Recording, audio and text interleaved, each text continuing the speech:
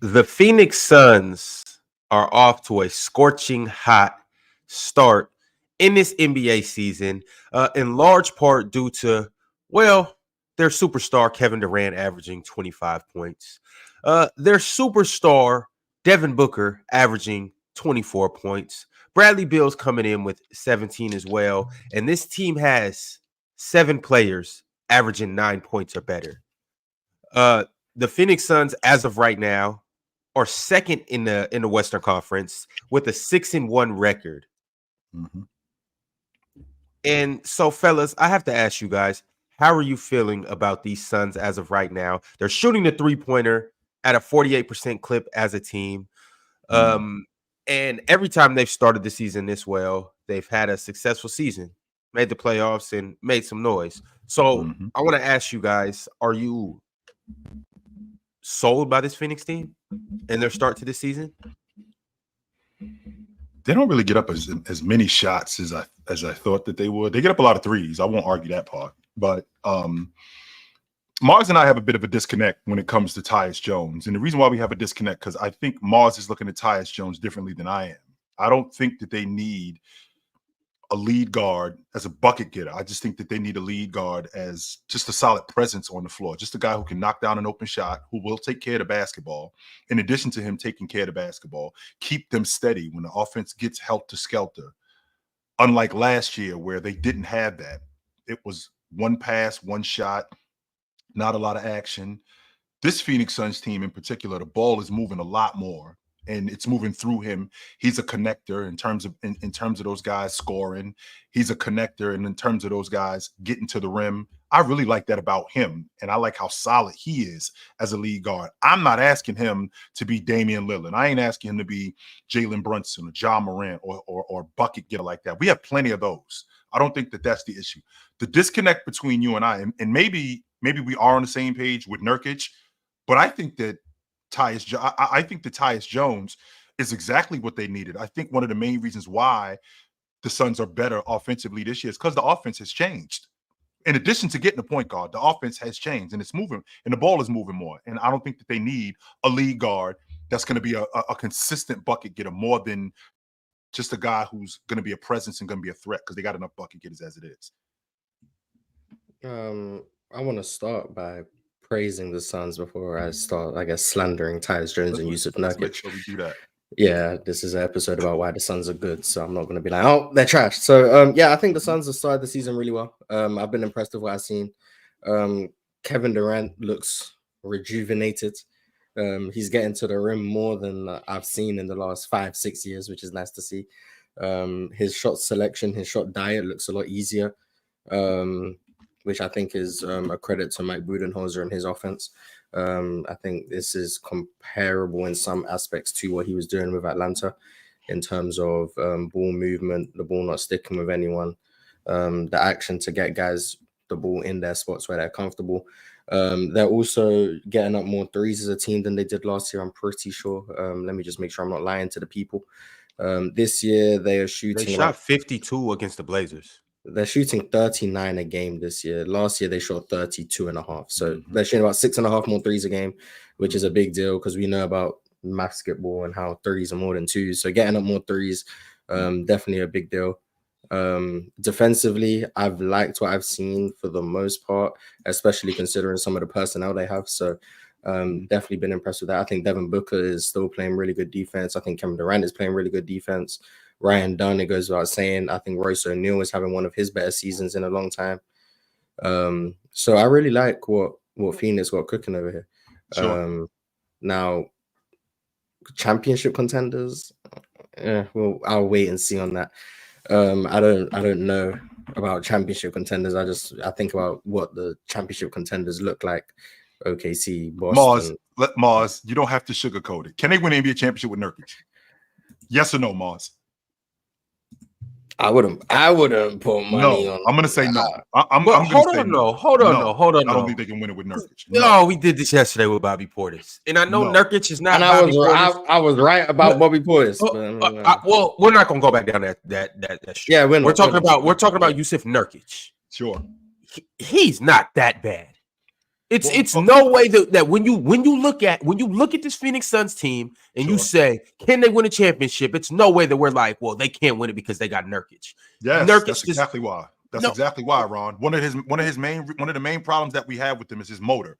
And if you look at the landscape of the better teams in the Western Conference, which I think Denver's going to turn it around. I think Minnesota is going to be at the top of the Western Conference. I think the Lakers are going to be a problem. What's one of their main components? They're big guys. That's one of their main components. And the fact that Phoenix is deficient at that spot, Nurkic doesn't play hard all the time. Neither does Anthony Davis. Neither does any of these guys, but they play harder than him most of the time. He doesn't give them nearly as much on the glass as he should. He's not a competent scorer consistently. Not only is he not a competent scorer consistently, defensively, there's much more to be desired. He does not beat guys. I can give you that. I can give you that. He does not beat guys to spots. And when you get into the playoffs and you get deep into the playoffs, one of the things that we found out from Joker, that if you are whack on defense, or even if you are barely competent on defense, we will pick you apart. We will 100% pick you apart. And Kevin Durant cannot be your only rim protector. He cannot be, because if he's your only rim protector, you're not going very far. No, Nurkic is a big hole that they have. Jusuf Nurkić is 9th in the league in turnovers per game. Jusuf Nurkić. So my starting five man doesn't take care of the basketball. I think he leads the Suns. He leads the Suns in turnovers. Jusuf Nurkić. He has. He's playing 23 minutes a game, and he leads the team in turnovers. Jusuf Nurkić. Get Nurkic off the floor, Ron. Get him off the floor. So he's a bad defender. He turns the ball over more than anyone on the team. He can't finish around the basket. He doesn't help the team. Like, that's him. They're 1 and they're 5 are where I think their biggest problems are. Jusuf Nurkić, I think it goes without saying, if I'm being honest. So Ron seems to be the only one who's acting like Jusuf Nurkić brings value. Yeah, I haven't seen Nurkic play too much this year, so I'm not necessarily. I'm just talking about what I've known Nurkic for. Nothing's changed, Ron. Nothing. What do you know Nurkic? Hold on, Nurkic for the Blazers was not. Nurkic was actually nice for the Blazers. We're going back to Portland. Yeah, that was 2 years ago. A lot changes in 2 years. You know, I'm not saying it doesn't. Even last year though, I didn't think he was all of that bad. No. Oh, you and Swiper might be on the same page on that one. Shout out to Jusuf Nurkić. But then with the turnover thing, I'm not gonna overreact to that in 6 games. Like, right. Nurkic, he might have had a couple games where he turned the ball over, but I'm not expecting him to lead this team in turnovers. I'm not expecting him to have 3 turnovers a game. Yeah, he's gonna play less, so he's not gonna turn the ball over as much. I think the Tyus Jones stuff, I guess, is more nuanced than the Nurkic stuff. I think most people just hold on, no, right quick before you move on to Tyus, can they win a championship with Nurkic? I don't think they can win a championship, period. But that's just because OKC and Boston are just so far superior to them, I think. But I think they can make a deep postseason run. And maybe if there's some favorable matchups, maybe Boston gets knocked off early, or maybe OKC gets beaten by a Denver or a Dallas, and then maybe they have a shot. So I think if they get extremely lucky, they can win a championship. But I'd put them as like 6th, 7th best odds, I think. That's probably what I would say. But they can win. If everyone's healthy, I wouldn't bet on it. So that's all I'm saying. So, but the Tyus Jones stuff, I guess, is the more controversial opinion.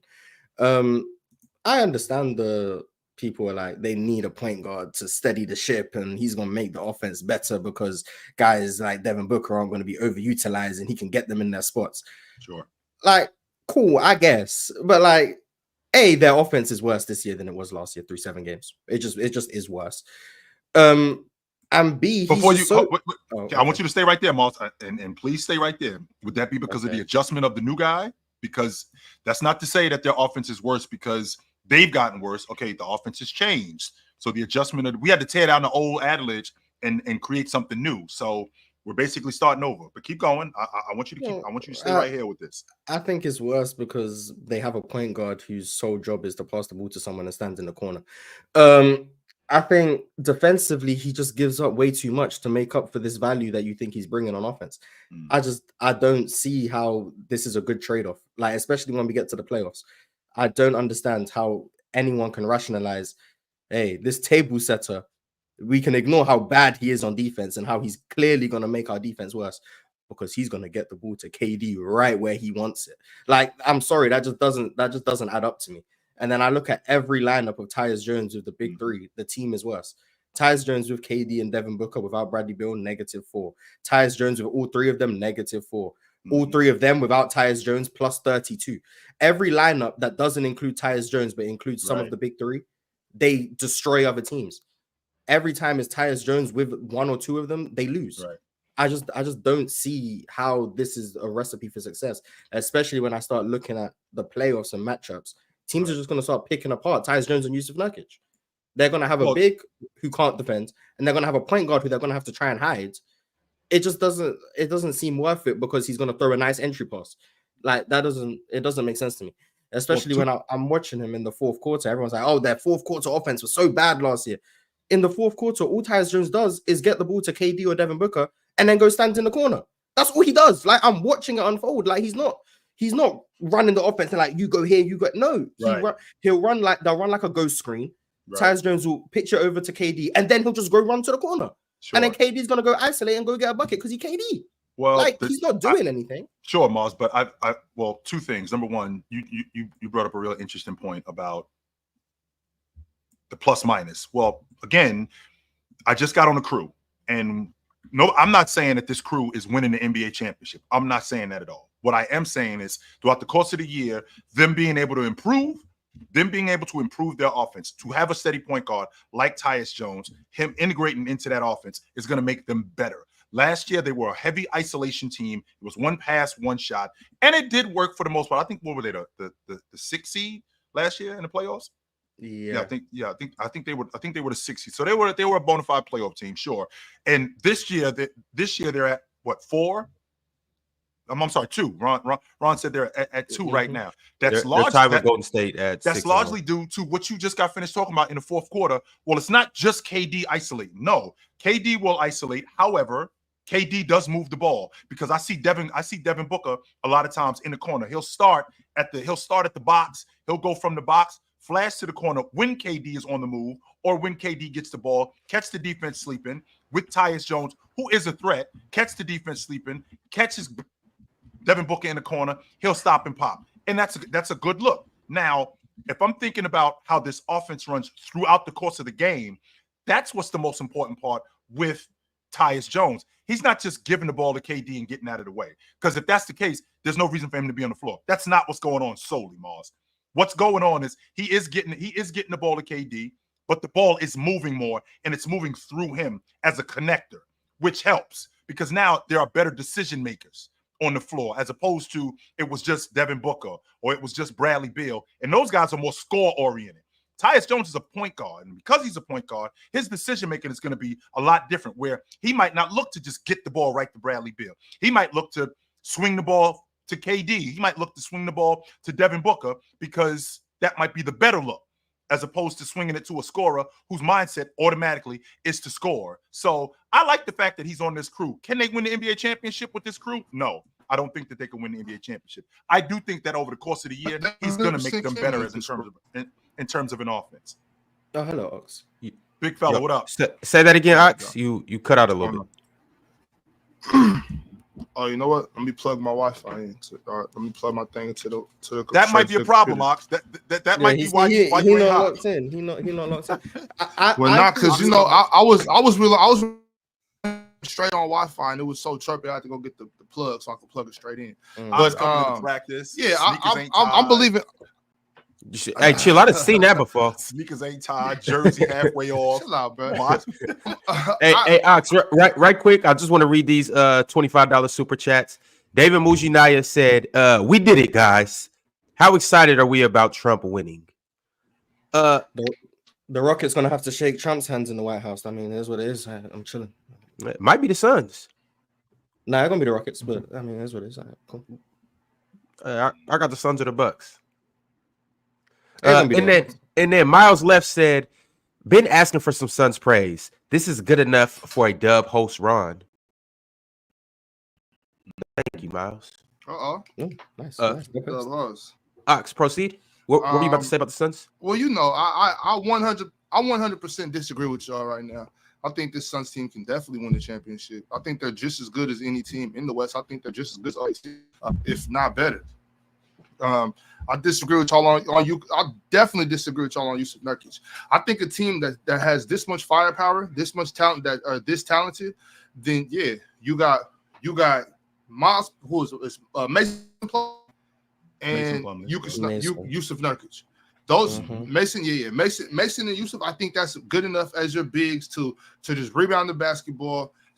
Just be big in the paint. You don't need prolific centers when you got Kevin Durant, Devin Booker, Bradley Beal. You got the shooters. You definitely don't need a prolific big man. I mean, we see the Warriors winning championships with JaVale McGee, Kevon Looney.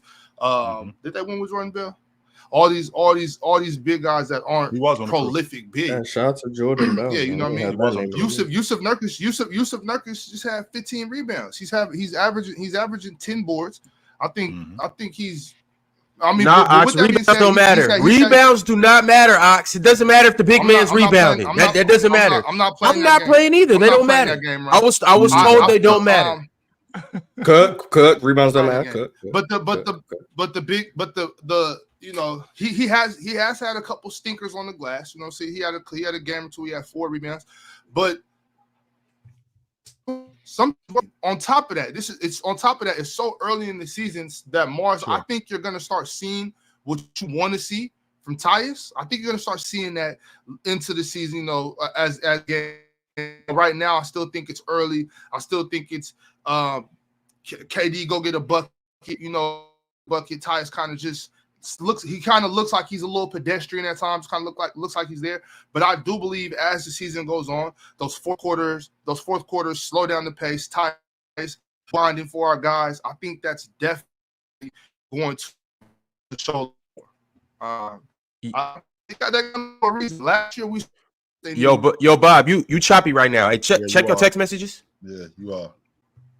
Yeah, it's because he was capping for Jusuf Nurkić. That's why. I mean, but to Ox, you make some valid points, but there's some holes in it because you just mentioned if you have Kevin Durant and you have Devin Booker, so you don't really have that hole with Nurkic isn't that big. Well, what happens when you actually have Kevin Durant and you have Kevin Durant on the other side and you have Devin Booker on the other side? You have something competent to that. And you also have something better than Nurkic. That's where the problem lies. And that's what happens in Denver. That's what happens with the Lakers. That's what happens with teams like that, where we have something competent to Kevin Durant. We have something competent to Devin Booker. And then we turn around and we have something better than Nurkic at the 5 spot. That's where it gets tricky. And then if I look at what Minnesota is doing with what they have defensively, how much better they are than you guys. And then you got a downhill guy in Julius Randle who can create shots for a whole bunch of other guys, which I do like the fact that Phoenix guards the long ball line. I do. The difference is I talked about Nurkic's ability to continuously stay locked in. And when he doesn't do that with guys like Julius Randle beating him up and being able to create shots for other people, now that spreads you guys out even more. That's a recipe for disaster for this Phoenix crew. I think that what Phoenix is doing right now is legit. I think what Phoenix is doing right now is good. Do I think that they can win the NBA championship? I don't think that they're that good. As much as I think I'm penciling Kevin Durant in for 25 on a Tuesday, I don't think that that's enough in order for them to get over the hump in the Western Conference. Well, see, you stopped at Kevin Durant. Hey, if you're going to say Kevin Durant, you better say Devin Booker. And really say Devin Booker first, then say Kevin Durant. Okay, chill out. And then on top of that, I'm surprised that we've got 19 minutes into this whole thing. Well, I'm not surprised because you guys don't give him as much love as he should. But yes, Bradley Beal. I said Bradley Beal. I said he playing well. What do you want me to say? Bradley Beal still need more hype as a third option. Okay. And I think Bradley Beal's gonna get a little. See, you got to understand, Bradley Beal's gonna get more comfortable. Same thing with Allen and all these other guys too. Ox had mentioned Tyus Jones, even Nurkic. You got to understand this team got thrown together last year. They literally got thrown together, so they had a year to get acclimated to each other. And then even last year, they didn't have the necessary pieces to be as good as they needed to be. This year, they went out. They had a whole offseason. They had a trade deadline where they got Royce O'Neal. They got they got the offseason where they got to sign the players that they wanted to sign. Obviously, they got a draft period, so they had a whole year to really get the squad that they wanted. Mhm. This is the team that they were looking to put together. They got Ryan Dunn. They got the 2 point guards that they needed. Even Monty Morris as a backup point guard. I'm a big fan of Monty as well. I like Monty Morris as a backup lead guard. I do like him. Yes, I do. And so I'm saying that they got all of these guys now. Let's give them about. And yes, I know that they are off to a good start, but I'm saying like let's let them build up some camaraderie. I think that this team is going to be a scary out in the playoffs. I don't think OKC included. Nobody wants to see the Suns. Nobody wants to go see Kevin Durant in the playoffs. Nobody wants to try to check Devin Booker in the playoffs. Anthony Edwards. No, we don't. No, we don't. Hey, all right. Hey, we want all the smoke with them dudes. Right, Minnesota so looking at check this out. 100%. That young fool might want it. I agree. Nobody else over there want that. What'd you say? Minnesota. I don't think Luka not ducking them. Like no, he's looking at Devin Booker. I get what you're saying. Like they're a dangerous team, but Luka not running. OKC not running. Luka's not. Luka's not. You guys are talking about these individual players. You guys are talking about these individual players. I'm talking about as a team, as a coach, as an organization. As a team, as a coach, as an organization, don't nobody want to see Kevin Durant for 7 games, Devin Booker for 7 games, and the rest of the squad that they got. It go both ways, Ron. It go both ways. Don't nobody want to see. I'm not saying it doesn't. I'm just saying that this is a fade you got to take for 7 games to play against the Phoenix Suns. Yep. I'm banking on the Suns. Here's the difference, though, Ron. Your identity is basically who your leader is. If you remember 2 years ago, what was John Morant saying? I'm fine in the West. And who was Memphis? Memphis was a bunch of yapping dudes, high flying dudes. But when it was time to get it on, they got exposed, right? And who is the Boston Celtics? Who are the Boston Celtics? The Boston Celtics are a long ball jump shooting team. That's who they are. That's powered by guys like Jason Tatum. The Minnesota Timberwolves are a defensive-minded team that's powered by Rudy Gobert, Anthony Edwards, Jaden McDaniels. So they're looking at the Phoenix Suns like, and that's their identity, by the way. They're not looking at Phoenix like, damn, we gotta see these dudes. Our leader in Anthony Edwards is like, these dudes ain't better than us. Go get Kevin Durant.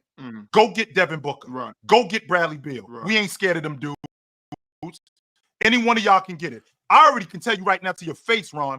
Devin Booker, anytime Luka see him, he waiting outside for him. He waiting outside for him. Chill. I'm not saying anybody's scared of the Suns. I'm not like that. Then what are you saying, Ron? You saying that we don't want to see him? If I don't want to see you, if I don't want nothing to do with you, that means I'm ducking you. I don't. Chill. I'm not like, as an NBA player, I don't think none of these dudes are scared of anybody else. The Orlando Magic can face the Boston Celtics today, they're not scared of them. They will be popping back at the Celtics. Like, they're not scared of them. But I'm saying, like, they don't want to take that trip down to the Suns. Like, what I'm saying is, if they could choose the Suns, or if they can choose to go play any other team. Ron, they swept them last year. I don't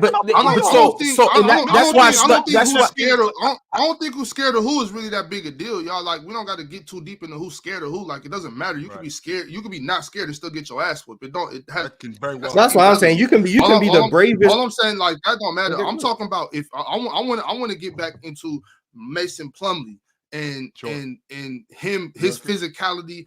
Nurkic, you know what I'm saying? I don't think that you need what you guys are saying that they aren't. You know what I'm saying? Like, these guys might not be what you guys said they aren't, right? That might be true, but they don't need that. You know what I'm saying? They just need some bigs that are gonna be big in the paint and get some rebounds, you know what I mean, and just not be completely ass. Like, that's all they need. I agree. They need bigs who aren't gonna be trash. Tyus Jones doesn't have to be the Chris Paul that played for Lob City Clippers. He doesn't have to be that guy. All he has to do is not let Devin Booker feel too much pressure in the fourth quarter. If Tyus Jones can alleviate pressure from Devin Booker in the fourth quarter in January and February, March, and into the playoffs, that's what he's there for. He's not there to be the guys that you guys keep saying they're not. Like I understand Tyus Jones was a backup point guard, the best backup point guard in the NBA. That he's not a all NBA guy. He's not a superstar point guard, but he doesn't need to be. He's not. I don't think anybody is trying to masquerade him as this guy that y'all saying he's not. We know he's not that. But Devin Booker, Bradley Beal, Kevin Durant, those guys are really good. And if you can put some guys around them to help alleviate stress in these big games, and they got, but mind you, and y'all know that's why I'm big on these role players. Role players have to come through. You know what I'm saying? They do have 100%. To come through for us to win this shit. Like we can't just carry the whole load and y'all just ride the coattail. Like y'all got to put in some work. These guys, Miles Plumlee, if Miles Plumlee and Nurkic can just rebound the basketball, really clean up the glass, that's big for them. You know what I'm saying? And once again, I already said this, but if Tyus can just alleviate some pressure from Devin Booker and Bradley Beal as far as a ball handling role in the fourth quarter, when Anthony Edwards is all over Devin Booker, when Jaden McDaniels is all over these dudes, when they're playing guys like that, Tyus, this is what you're here for. Sure. You know what I'm saying? So that's how I look at that team. And that's fair enough, Ox. But your dirty work guys like Nurkic, your dirty work guys like Plumlee, when they're going against elite bigs, there has to be some sort of cancellation, and there isn't. And I think that's where the issue is more than anything. None of us up here, Durant and Devin Booker. Yeah, okay. There's no Jokic cancellation. There is no Ja Morant and SGA cancellation. If they're playing an elite big shield, then Nurkic. So to answer your question, or to get back to your point, Nurkic and Plumlee, they just got to be physical. Like you're gonna, I know you're gonna cook, but I'm gonna make it hard. I'm gonna rebound the basketball, and that's sure. You know what I'm saying? And other than that, the cancellation is KD, D Book, and Bradley Beal. I'm not canceling out Jokic.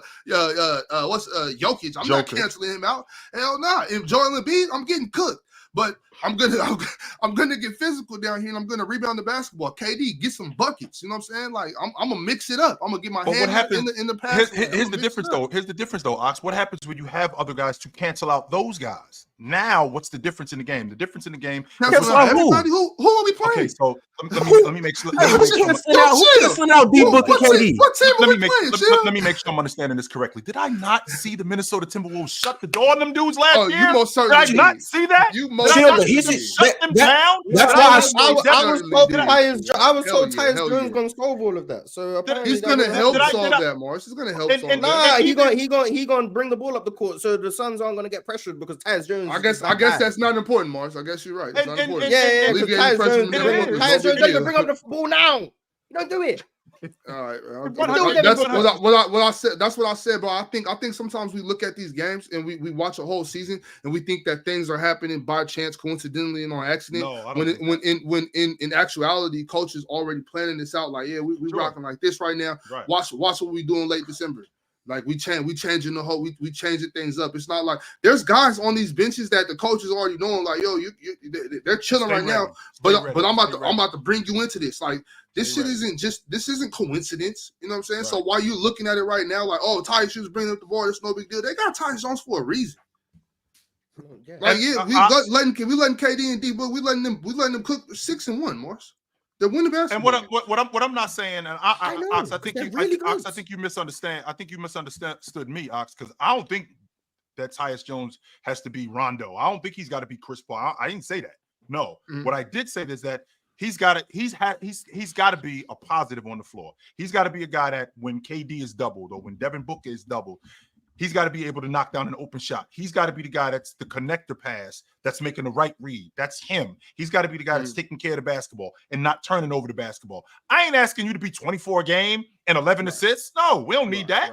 No, we already got bucket getters. We need a table setter. We need a guy that's going to keep control of our offense. We need a guy that's going to keep us having possessions as opposed to a guy that's turning the basketball over and us losing possessions. I don't think Tyus. I was about to call him Tyus Edney. I'm sorry.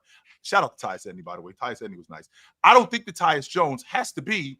I don't think he has to be that guy. I'm thinking about your logic when it comes to Nurkic, and I'm thinking about your logic when it comes to Mason Plumlee. When these two guys go, when these two guys go up against the better bigs in the Western Conference, and they run up on teams that have things to cancel out KD, cancel out. And when I say cancel him out, I don't mean I'm not necessarily saying shut KD down.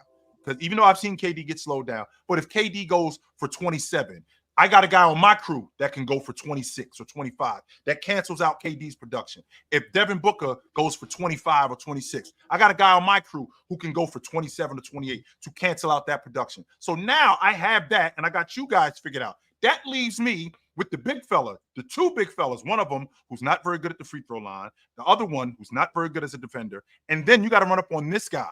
Not both of y'all are going to be able to cancel him out. I think that's where the difference is with the Phoenix Suns.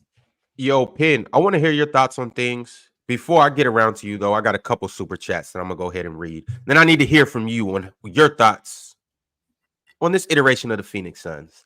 One unemployment said, damn, man, y'all should have elected me instead. I would have abolished, I would have the abolished education system and lower the cost of perkies. Dope. Mind Goblin said, who better? Trump versus women candidates or Braun versus Raptors? Braun versus Raptors. Yeah, we're gonna have to air attacks Trump. Crazy. MP13 said, yeah, but Cat was the best offensive player in that series, operating in the mid post and with his spacing. It's easier to scheme for Randall based off the spots on the floor that he likes to operate in.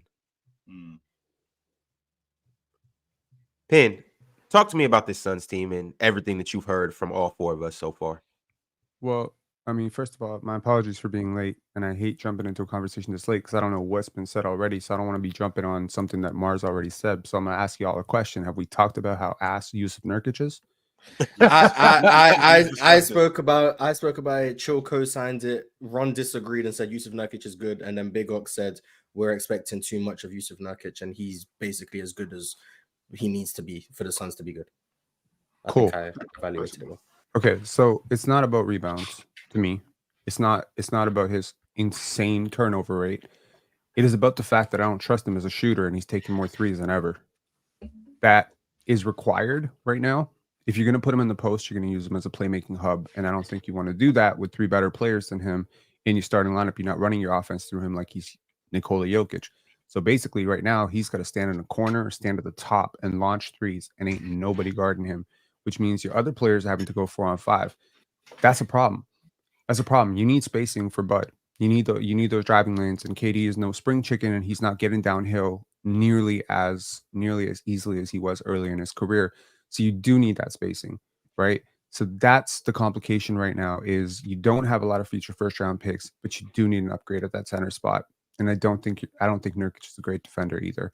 And that's putting it very kindly. So at this point, I'm not really sure what he provides. He's a big body. He has playmaking potential, but you're not running your offense through him. He's a turnover machine. Yes, he can rebound. Congratulations. There's like 30 bigs in the G League who can rebound. You need someone who can shoot competently, run the floor, and play defense. Pen, I don't know what Pen, before you go any further, I want you to keep going. When I hear the term turnover machine, that frightens me. Oh my goodness, whenever I hear that. Because I think to myself, why is he on the floor? You're killing us. You're killing us. If you are that. So here's an estimate of turnovers committed per 100 plays on his possessions. So a low, like if you're a really high guard, like Mars can co-sign this and probably explain this better than I can right now, but if you are a high consequence playmaker, like a point guard or something, you might see a turnover percentage like in the 20s. So you take more chances, is what you're saying. What you're saying you take more chances, you handle more load, you handle more pressure, etc. You have the ball more, you're more likely to turn over. Right, exactly. Jusuf Nurkic's turnover possession in the turnover percentage in the last 7 games, 31.7%. That means 40%. That once out of every 3 times he has the ball, he's turning it over. Why does he have the ball so much? Lord knows. 40%, 25%, 32%, 28%, 25%, 32%. That is madness. That is insane. He's been abysmal to watch. And have we talked about their competition? Because they haven't had the strongest schedule. Have we talked about that? Ben, can you tell me who's had a strong schedule? Because we talked about the Warriors. You said that about the Warriors. We talked about Who else are we The talking about? Raptors. The Raptors had the strongest schedule. The Pistons. No. have had a crazy So schedule. can we talk about real teams, please? Oh Lord. The Clippers. We talk about real contending teams. The Clippers. Ron, We have had a talked about the crazy Cavs. schedule. You said the same thing about the Cavaliers. I'm The saying like Clippers- every the team Clippers- you brought up their the strength of Clippers- schedule. Well, because That's a realistically, low if you're blow, gonna Ron. if you're gonna start the season crazy, like more chance than not, you're gonna have an easier schedule because that's what's gonna happen. The Warriors have had an easier schedule. The Celtics, the Thunder, the Cavs have had an easier schedule. So the good teams have had an easy schedule. In the No, bad no, teams no, had- no, How ironic. No, The good teams have had an easy schedule. The Knicks have had a tough start to the season schedule-wise, and they're a good team. The Knicks have had a tough start. The Lakers have Yeah, had a relatively so, tough start. Ron, So there are instead good of- teams that have had a tough start to the season. So Sure. I don't know where you went with that. Ron, Because the instead Pelicans of- have had the easiest schedule in the league, and they're 3-5. you have it They played the backwards, Ron. Lakers. No, they played the Clippers, Lakers, Mavericks, Lakers, Clippers, Blazers, Sixers. I wouldn't say the Suns have had an easy schedule. I think I'm looking at it now. I think they're 10th. Okay, so in so terms of schedule. it's important So, to realize yeah. that when Tankathon and when they do the strength of schedule rankings, right? They use last year's teams, last year's standings, last Right. year's finish, and typically how many games you have on the home versus road. That's why the Raptors to start the season had the hardest strength schedule. It's worth noting, however, this I've never heard people talk about this, is when you're a really bad team, you don't get to face yourself, which means your strength schedule becomes becomes harder. And when you're a really good team like the Boston Celtics, they're never going to be at the top of strength of schedule because they don't have to face themselves 4 times. So that's important. It's important to realize that the worse you are, technically the harder your schedule is by a bit. That being said, sometimes, no, I hear you, but sometimes you get a 7 or 8 game sample where you're having to face, 5 good teams on the road. You know what I mean? Yeah. Or you could also look at it as, are we facing teams that we thought were good that are kind of ass? And that's where I'm at with the Clippers. So right now, maybe if you look at the analytics, Suns are not going to be top in the strength of schedule, but they have faced the Clippers twice, the Lakers twice, Dallas once, Portland, and Philly without Joel Embiid. How is that Mars, a super strong the schedule? Clippers, Mars, stop, Mars. The Clippers were projected to be better than I'm not what they Mars. are. We thought that Leonard No, was going to be in the the lineup. Clippers have had one of the toughest starts in schedule-wise in the Clippers league. Why are we have. not getting the leniency of the schedule? The Clippers have had one of the hardest starts Okay, to start the so our season. record isn't indicative of how good we are. We're just Our- top of the season. You have a Yeah. third side hoe, bro. Hey, man, fear the Mars- beard. Mars got a saying. talk. He's young. He's young. Penny's young. Mars got a No, coffee. I'm sorry. Let him get out there and slay his Royal Oaks. We played the Suns. We lost in OT. Then we played the Nuggets. And then we played the Warriors. Then we played Portland. Whatever. Then we played the Suns again.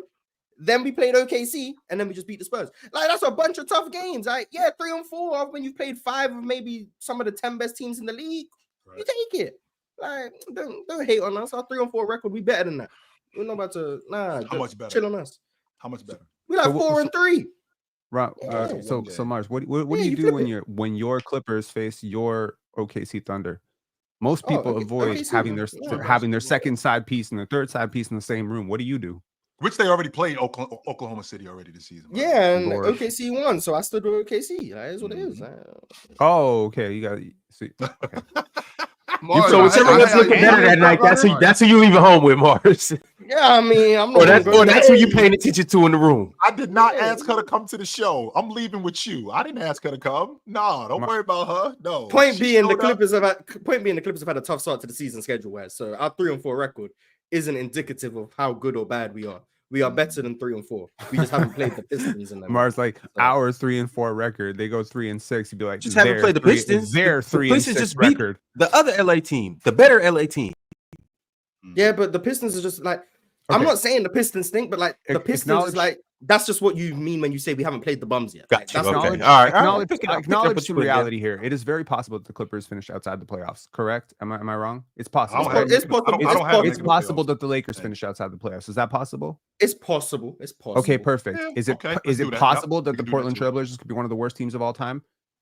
Yes. Sure. Yes. Right? I mean, Okay. they've already won 3 games. So who have they actually faced? They faced Dallas and they beat Dallas. Good. And Denver. That's the one team that you could say that was strength test. Now, look, man, it's early. 7.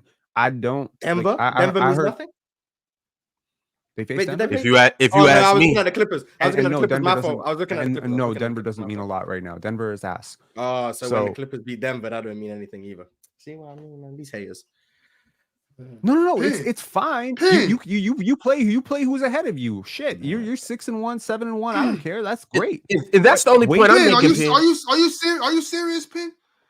What? The Raptors have played Cleveland. Okay. Then they played the Sixers, the Wolves, the Nuggets, the Hornets, the Lakers, the Kings, the Nuggets. Yikes. Yes. So they Yeah, play Hard bottom. strength of schedule. Yikes. You said Denver means nothing. Now Denver means something. Oh man. And y'all was supposed to be Denver both games too. That's Y'all the really dropped the ball for real. So when the That's Raptors lose to Denver, tough schedule. When the Clippers beat Denver, it's Denver. Who cares? Well, I You're think a it's fair. Number one, I we're don't not, think it's we're fair not at up all. here talking about the Raptors winning a championship, because if the Raptors were winning a championship, I would be saying the same thing. I'd be saying, wait till they Clippers winning the wait. championship. But you still No. hating. Yo, I'm gonna accept that the Raptors got That's blown out crazy. in one game this year, and it was the one game they played against a really good team, which was Who Cleveland. was that? Correct? What Cleveland. team was that? Cleveland. Cleveland. On opening night, and they had Scotty Barnes. They did not So have. it They had only Emmanuel counts Quickly if for you- 14 minutes. They I'm did not have not RJ. talking about how good Toronto is. I'm just talking about, you said that their strength of schedule was much harder than these other strengths. Yes, of and I schedules. also But Ox, they if you were here- played the Lakers, they played the Lord Kings, help they me, played the Ox. Nuggets. Statistically, the Clippers. I don't and gotta Raptors keep have the listening. same strength of I heard you already. You didn't hear me, because what you didn't I hear me don't- say I- was I heard strength what of you said, schedule. Pin. Oh Lord, Ox. You capping If for the if you are going to talk to me, you're going to have to listen, or I'm going to have to listen, or we're not going to be able to you're communicate. capping. I heard you. You capping. You capping already. No, I'm not capping. Wait. What's Okay, hang on. what are we talking Can I about? get? Can someone tell me that I'm lying here? Did I not say the strength of schedule per tankathon is based on last year's seeding? That's You're what not you said. lying. That's why Okay. you got to use The teams that he different referenced websites last year, and- were they really good teams last year? The only bad team that the Raptors had placed relative to last year's standings was Charlotte. But every season starts anew. And Last year. unfortunately, yes, last year. And Tankathon does not take into consideration injuries. What you talking about last year for? See, this is why you're confused. I I'm told not you confused. that I'm saying, like, this is crazy. We're talking about strength of schedule right now, teams right now. You just said, the Lakers can the Lakers my possibly be outside the playoffs this year? That's not last year. You're talking about this year. Bro, Well, where's that- if they could potentially be out the playoffs, then they're not that good. You're talking about the strength of schedule. Don't do this to the people. No, Don't do this. this is look, when you walk into a season Yep. and you say, what is this team's strength of schedule? You cannot project what you think that team is going to be and say that's the strength of schedule. You're You're going basing it on on last the- year. So then why did you just do that with the Lakers and the Clippers No, I am and the Trailblazers? Look, I'm not saying they had a hard strength of schedule. I'm asking you, if we are sitting here talking about their championship odds, can we be real about the healthy, good teams they've played? Okay, I'm not projecting this. You can't criticize what I should have said 3 weeks ago for what I'm saying today. You understand what I'm saying? So right now, let me put it this way. Today, right Let- now. let- If the Raptors had beat the Denver Nuggets, I would not be saying the Raptors are championship contenders because they beat the Nuggets, because I'm looking at the Nuggets right now and they're not that good. If the Raptors had beat the Lakers and the Lakers were a great team, which they are not right now, I'm feeling, holy shit, they beat a great team, but they didn't beat a great team. I can look objectively at the start of the season, which is October 23rd, and I can say, who's the best team they're facing in the next 7 games? And I would have probably said Denver, Cleveland, Lakers. Clippers if they're healthy. Sorry, I didn't play the Clippers. Denver, Cleveland, Lakers, and then I think they played the Minnesota. So Minnesota is a pretty good team. Can we be real about that? Yes. Okay. Mhm. The Raptors played them pretty close. Fair. Cleveland is a really good team last year. The Lakers were a pretty damn good team last year. Denver was a pretty good team last year. I just described Sacramento was a pretty good team last year. That's the Raptors' whole schedule. My point is, those strength schedules that come out at the beginning of the year are based on last year's schedule. They cannot be based on this year's schedule, since this year's schedule hasn't happened. See what I mean? So what I'm saying is, you can have that opinion at the start of the season that you get what I'm saying, Cho, right? I get it. Yeah. But afterwards, if you do beat the Boston Celtics and the Boston Celtics sat their whole damn team, you could be like, yes, that was supposed to be a really hard game, but there's the context. Tatum didn't play, Brown didn't play, Drew Holiday didn't play. So it's not as much. I need to see this team face off against some better teams. Man, That's he's what I'm still saying. hating. I'm on not the Clippers, talking man. about He's still hating the on strength. Clippers. I'm not talking about the strength of schedule put together by some other program. I don't know, Bleacher Report or whatever. Like, I'm not talking about that. I'm talking about what we're just talking about right now. I'm saying all I'm simply saying is that you said that these teams were no good when they played against, who was it, the Clippers or Phoenix, when he wanted to hate on the Clippers.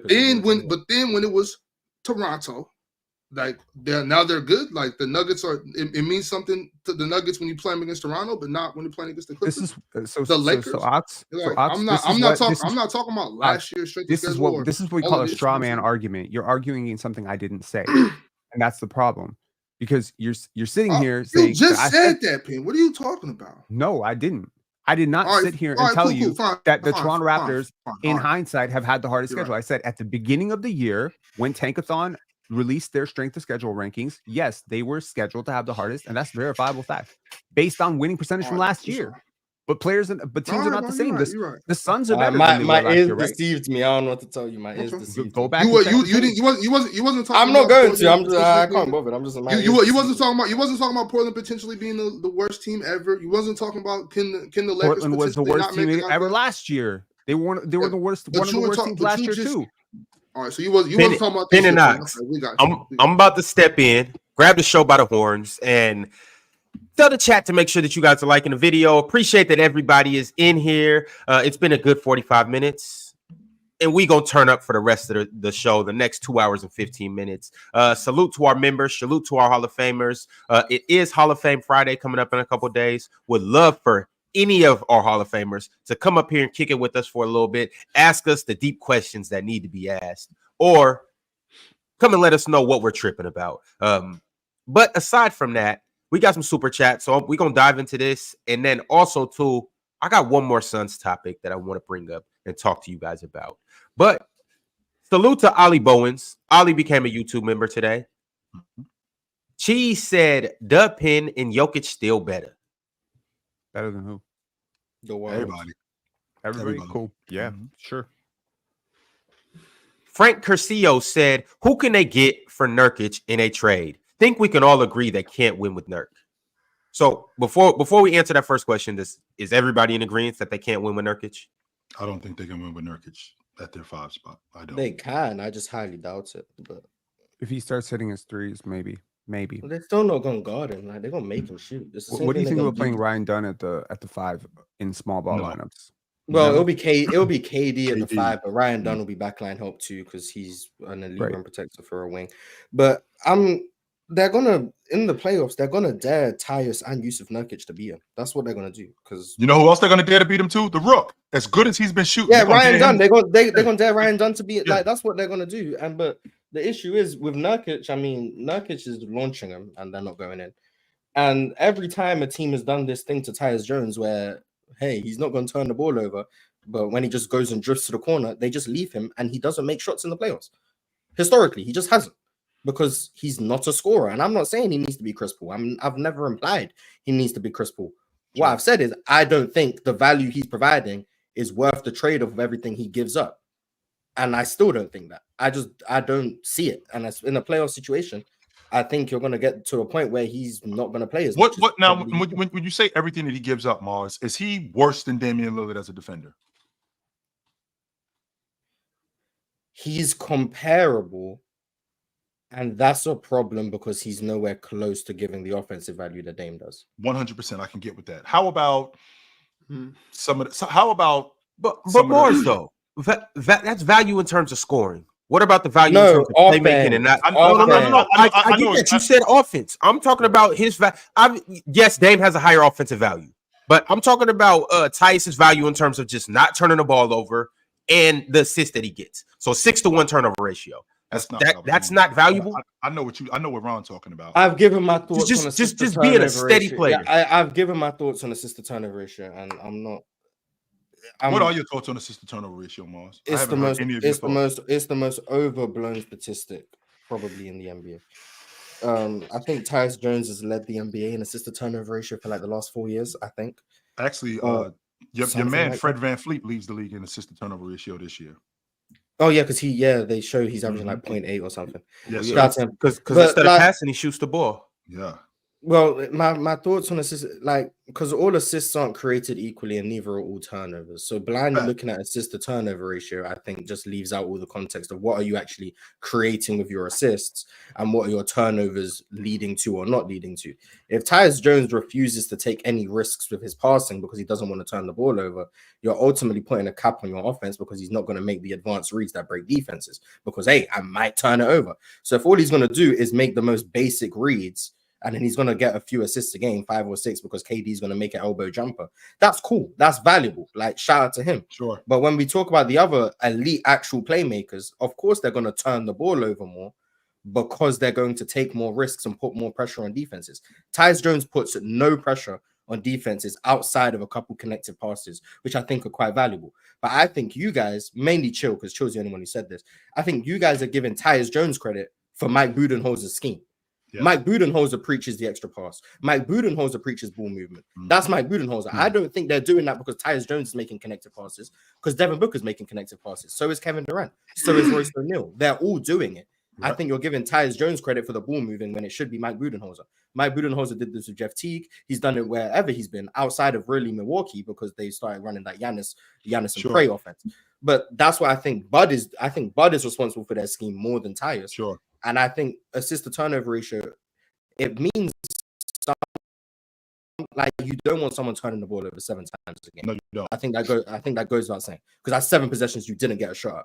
But a player who actively just puts no pressure on the defense, I don't think is that valuable that he only turns the ball over 0.8 times a game, because he's not doing anything. He's not pressuring. So 2 things, Miles. We just talked about the connected pass. Okay, sure. The system accentuates the connected pass, but I still have to make the decision to make the connected pass. So if I'm at the top of the key and I'm swinging the ball to Bradley Beal, who I don't know, Drew Holiday is in the passing lane, I'm going to turn the basketball over if I'm not paying attention and I'm just looking to swing the ball to him. No, I have to be conscious of the fact that Devin Booker. I got to be conscious of the fact that Grayson Allen just made 2 shots in a row. I want to go back to him, even though Devin Booker hasn't touched the ball in 3 trips. As a point guard or as a guard, I want to be conscious of that. Number 2, I go back to what Ox told me yesterday, which makes a lot of sense. I am not going to fault the guy for playing within himself. The fact that Tyus Jones knows when to pass, who to pass the basketball to,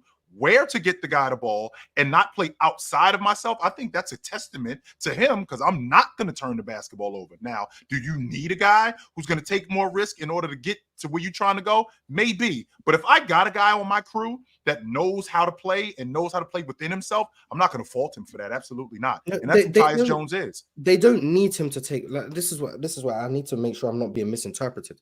Someone said, but Buddy said that Tyus was moving the ball in Washington. I never said Tyus Jones started moving the ball because of Bud. What I said was the Suns started moving the ball because of Bud. Tyus Jones has always been a ball mover. That's what he does. System. Sure. I also don't think he was that good in Washington, but that's besides the point. What I'm saying is, for Tyus Jones to be worth playing, someone who never takes risks and just passes the ball where it needs to go is cool. That means something. Sure. But when that's the only thing you're bringing to the table and you're a defensive liability and teams are going to force you to score the ball in the postseason, I don't think, I'm steady is going to be enough to justify minutes. It's valuable when you do other things too. When teams can't leave you open, and you're also not going to make mistakes. That's valuable. When teams know you're a defensive menace and you don't make mistakes on offense, that's valuable. But when you're the worst defender on the court and teams aren't worried about your threat to score or your threat as a shooter, you not making mistakes as a passer isn't going to justify you playing 25 minutes a game. That's my opinion. I think when we get to the postseason, when Tyus is playing 18 minutes a game, don't be surprised, because Bud is going to struggle. How do I keep this guy out here when they are abusing him defensively? And when he passes the ball to KD and goes to the corner, they're just going to help off of him every time. Those connected passes are great when you draw a closeout and then he can swing it to Devin Booker. But when teams stop closing out to him, who's he connecting the pass to? Because a connected pass only works when someone collapses the defense, they kick it out to you, then you get the closeout, and you swing, and the ball's moving. When they realize, Tyus is the one we're not closing out to, there's no connected passing anymore. That's what happened in Memphis. That's the Which exact means- thing that happened in Memphis. That's the exact thing that I think is going to happen in Phoenix. Mhm. And when I watch him in Washington, because I'm one of the few people up here, respectfully, who I think was watching more. I think I watched more Washington than most of us up here. I didn't watch. I think that's I fair. did watch Washington I'll last be year lying because if I of the said I law cool did. about I it. did. Okay, I did. that's the reason I was watching them too, and also Marvin Bagley propaganda. But that's Sure. besides the point. I don't think he was that good in Washington either. Like, Right. I don't think he puts enough pressure on defenses. It's just Washington on a playoff team. So it's like, yeah, he's a horrible defender, whatever. But like, the team is exponentially better when Jordan Poole has the ball in his hands. This Jordan Poole, not last year. Last year's Jordan Poole doesn't count. Right. But this year, like, this team is exponentially better when Jordan Poole has the ball in his hands. You know why? Because you need a point guard, or you need your primary ball handler to put pressure on defenses. You need that. And that's why he's not going to be a primary ball handler in the postseason. And then you're going to have to ask him to be able to knock down open shots, which he hasn't done in the postseason. And you're going to have to ask him to compete on defense, which he hasn't done. You're taking away minutes from Ryan Dunn and Royce O'Neal in favor of steady point guards. Like, I just don't think that's going to happen. I think you have a type. Like an archetype that you prefer over other archetypes. And I think it might. Okay. And basically that archetype is Jalen Green. So basically you said this. He ain't lying. He not lying. That's why he choking, because he ain't lying. Keep going. But that's the thing. Tyus Jones is about as far as you can get from a Jalen Green. So a lot of valid points here. Advantage generation versus advantage extension makes a big deal, right? So if you're the type of point guard like a John Morant who can break down the defense and you creating opportunities by you being out there, Tyus Jones ain't creating anything. What I would argue is Tyus Jones stabilizes and resets things. And generally is going to make a lot of things more predictable for your offense, which is really important for an offense that requires as much read and react as Bud systems. So even though he's not your man Jalen Green, he does something that your man Jalen Green does not do, which is stabilize things, which is important. Yeah. So when you get tough, when you get like there's a really good example from the other game against I think it was the Nuggets versus the Raptors, where the Jonathan Mobile gets the ball. It was like 6 seconds, 7 seconds to go, and he gets in trouble, and he's looking for an outlet, and he throws it off to Davion Mitchell, and they can't get anything out of it. That's where your connective passing out of that scramble on the offensive rebound would pay off, because I've seen the Suns get into trouble. 14, 15 seconds go off the clock, 9 seconds to go. They throw it to Tyus, and he's able to reset that offense. Again, if you are running a new offense, which is new for these guys, you need someone who's a really smart point guard. He is super smart. He is a super smart point guard. And also to the point of no gravity, teams are ignoring him. Look, this is not a bad shooter. He's not a great shooter. It's not a super high volume, but last year he shot nearly 42%, year before 37%, year before 39% from three. That's not the type of shooter that you can just ignore. And need I say that playing with better players than he's played ever. Superstar players, the type of players like Devin. In the 2 postseasons, he's played 20 minutes or more. He's shooting 32.8% from three. Now, Mars, here's the difference, though, Mars, and that's a fair point. But how many times have we seen guys do something like, damn, I didn't know he could do that? And the reason why we didn't know he could do that is because he played in a different system and he played with a different coach. Now, playing with Bud, that's where Bud comes in as a coach. That's what the regular season is for, to map out this stuff. So when we get to the postseason, this isn't something new. We're not going to get to the postseason and just start asking Tyus Jones to start making shots when he hasn't done it all season long. That's the idea of the regular season, where he's got to make open shots. So when we get to April, when we get to May, it's not foreign when he's left wide open or when there isn't a connector pass and I have to shoot. I'm already prepared to do this. Why? Because I was doing it in January when we were playing Charlotte. I was doing it in February when we were playing Toronto. So now when I'm doing it in the postseason, within this system that I'm playing in, it's not going to be foreign. And again, I want to make sure that I reiterate this point. I am not looking for Chris Paul. I am not looking for Rajon Rondo. I am not looking for Jason Kidd. What I am looking for is a competent lead guard who can knock down an open shot. I think Mario Chalmers is a great example. A competent lead guard who can knock down an open shot, who will take care of the basketball and keep us steady, because we have plenty of other bucket getters and make good decisions. And if I can get that, I think they'll be fine. If I can get that, that can make them better. Wow. Mars, I also want to point out too, like you may be right. I'm not necessarily saying you're wrong in terms of his minutes going down in the playoffs and whatnot, right. But the point that I think that you're overlooking is somebody has to play the minutes anyways, because Devin Booker's not playing 48 minutes. Bradley Beal's not playing 48 minutes. Ryan Dunn's not playing 48 minutes. He has to come in and fill in those minutes. And Ron, we're not just gonna throw guys on the floor. No. Well, that's what I'm saying. volume- Tyus Jones, hold on right quick, Penn. Tyus Jones isn't just getting thrown on the floor. He's obviously starting. Well, the point I'm trying to make is, yeah, Ryan Dunn's minutes can go up. I'm a heavy advocate for Grayson Allen and Royce O'Neal. Like they probably should be playing more minutes than him in a playoff setting or when in a very important game. But what I'm saying is that 15 minutes that he gives you, it provides extreme value with him coming in, like how Penn said, stabilizing the offense and just doing what he does. Like that's major. I don't think I've ever what you guys say he brings. I'm not arguing. He brings the steadiness. He brings the play resetting. I said he brings all of that. All I've said is everything he doesn't do is not worth the trade-off of what he does do, in my opinion. I think we're at a time in the NBA now, I think is different than it was 10 years ago. I don't think a guy who is as bad defensively as Tyus Jones is going to be able to justify heavy postseason minutes because he's steady. The same reason I don't think a guy who's as good defensively as Jared Vanderbilt is going to justify playoff minutes because of how bad he is offensively, because he's a really good defender.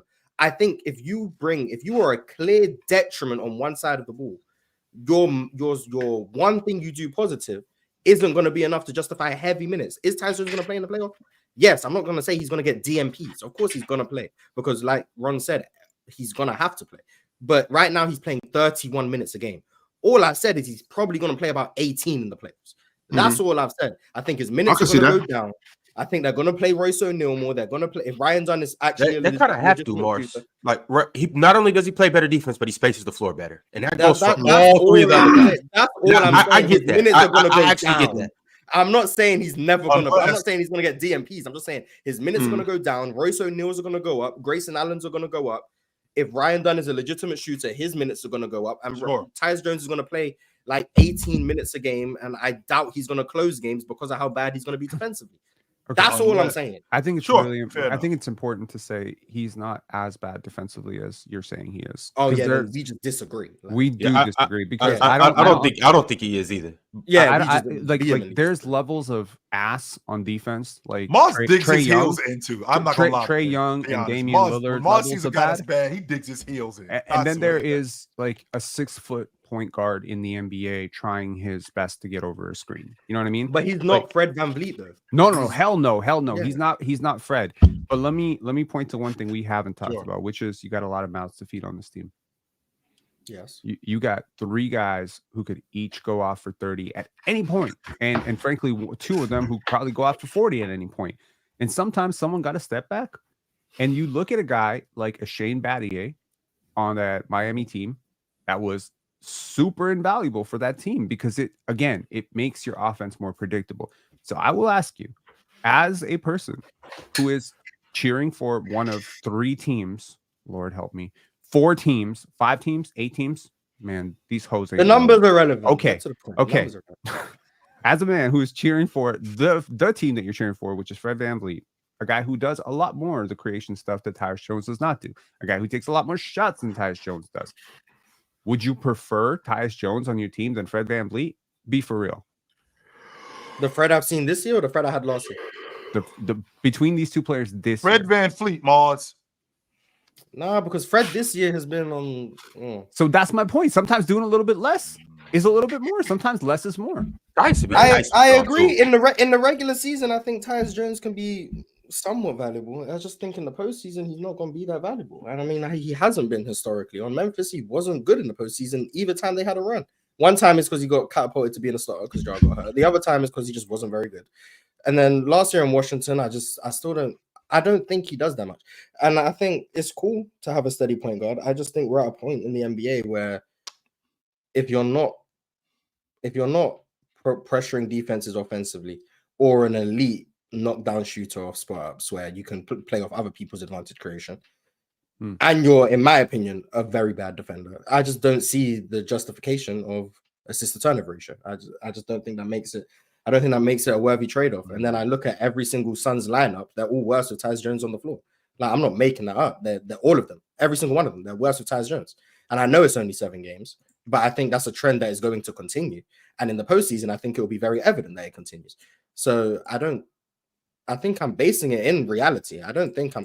We'll see how this take ages. Maybe Tyus Jones will be the finals MVP. Who knows? But He will not be the finals MVP. but I think I've got a large enough sample of him on playoff teams, him on a bad team, him through 7 games this year, where I just don't think what he brings outweighs what he doesn't. So, but have you seen him on a Bud team? I have not, but I've seen him on a Brian Keefe team. Yeah. Y'all, Frank in the super chat, he asked the question and we skipped over it. He said, "Who can they get for Nurkic in a trade?" Bobby Portis. Hey, trade my problem for your problem. Yeah, Actually, trade my problem. yes. Trade my problem for your problem. There you go. Bobby Portis can shoot. Bobby Portis would be great for them. Brook Lopez too. I don't know. Brook. I like Brook over there. Yeah, the Bucks aren't trading Brook for Jusuf Nurkić. No, they're not. Unless they're fully I don't think Bobby tanking. Portis makes enough money for it to make sense. I think Bobby Portis' contract. How much is Nurkic making? Nurkic is close to 20. 17, Yeah. 20, somewhere in that range. Yeah. No way. He's probably still Get in that your Blazers money, contract. Nurk. 18. Yeah. Get your money. Nice. Oh All right. my God. K Spiffy said, well, does anybody have another potential trade candidate? Dorian What is that Finney-Smith, Cam Johnson. I'd raid the Nets if I could. Cam Johnson should be on every contender's radar. He should be. He just wins basketball. Does games. Clint Capella help Phoenix? No. No. Okay. Clint Capella, Black Jusuf Nurkic. So Clint Capella's That's out. flagrant. That's what he Clint is. Capella? He a black Jusuf Nurkic. They're nothing alike. Hey, we'll one's take white and Jusuf one's Nurkic. He's better. Jusuf Nurkic better than Alex Lynn. He damn well should be. You He's think making anybody like is 10 better times than more money Alex than Lynn? him. Ox? I love Alex Lynn. Chill. I'm not trying to hate on Alex. I hate to say this type of things about Alex Lynn. You just brought him up for no reason. If the No, Sun, if the Because Sun, I said, if, like Ron asked the question. It's not no if reason. the I'm Suns saying had I would Steven love Adams, that. if the Suns had Steven Adams, they'd be a lot better. If the Suns had Steven Adams, they'd be a lot better. I mean, that's Steven Adams. Come on, Ron. Wait, okay. Wait What? a second. Would you Ox, would you trade Alex Len plus Kevin Herter to get Jusuf Nurkic? No, Oh, okay. no. Because the salaries would add up. I would never put Kevin Herter over there with them. You know how much firepower? Like, that's crazy. Grayson Allen that and is Kevin facts. Hart? Nice. And then we mess around and see them in the first round or something. That'd be terrible. Yeah, but you have Great, Marshall. Great. K Spiffy said, "Shout out role players. Some of my favorites: Neesmith and Champagny." I love Neesmith. I do. which Champagne? The Washington one or the Mhm. Spurs one? There's one in Washington. First, I don't know if he, yeah, there's Justin and then there's Julian. Most people Oh, thought they brothers? Justin is twins. They gotta be Justin- brothers. With Are a they name twins? like They're twins. Champagne, Ron. Justin is. I think Justin is the Spurs one. I thought that was the same. Hey, No, I thought you just Ju- played for Julian two is the teams. I was like, hey, how Julian. Mars said to Nurkic, I was like, get your money, boy. Most people didn't know. Most people thought that Neesmith couldn't play because he was buried on the bench in Boston. Problem was Mhm. there was no run for him over there. There was no Right. playing time for him over there. He's playing behind Jaylen Brown. He's playing behind Jason Tatum. He's playing behind all of those Derek White. There was no run for him there. He goes to Indiana. He's starting now, which he should be because he does exactly what they need. You know, a wing defender, hard nose, plays hard in transit, really good in transition, and could actually knock down an open shot. But you know, guys get buried on. He'll good dunk on teams. you too, chill. On top of that, he will punch it right on you. Yes, he will. And a smart player too. Went to Vanderbilt, one of the smarter players in the NBA. So, like I said, the problem with him in Boston was there was no run for him there. Not because he couldn't play, it was just he was buried on the bench. Right. Still not better than Matherin. Tari Easton, best role player in the league. Spitting. Cook. Malik Monk. Johnny Boy, Role player. would you say, Ox? Nothing. No big deal. Johnny Boy 2000 Gaming said Tatum, Brown, Giannis, and Edwards would love to see KD in the playoffs. The no one wants to see KD narrative is DEAD.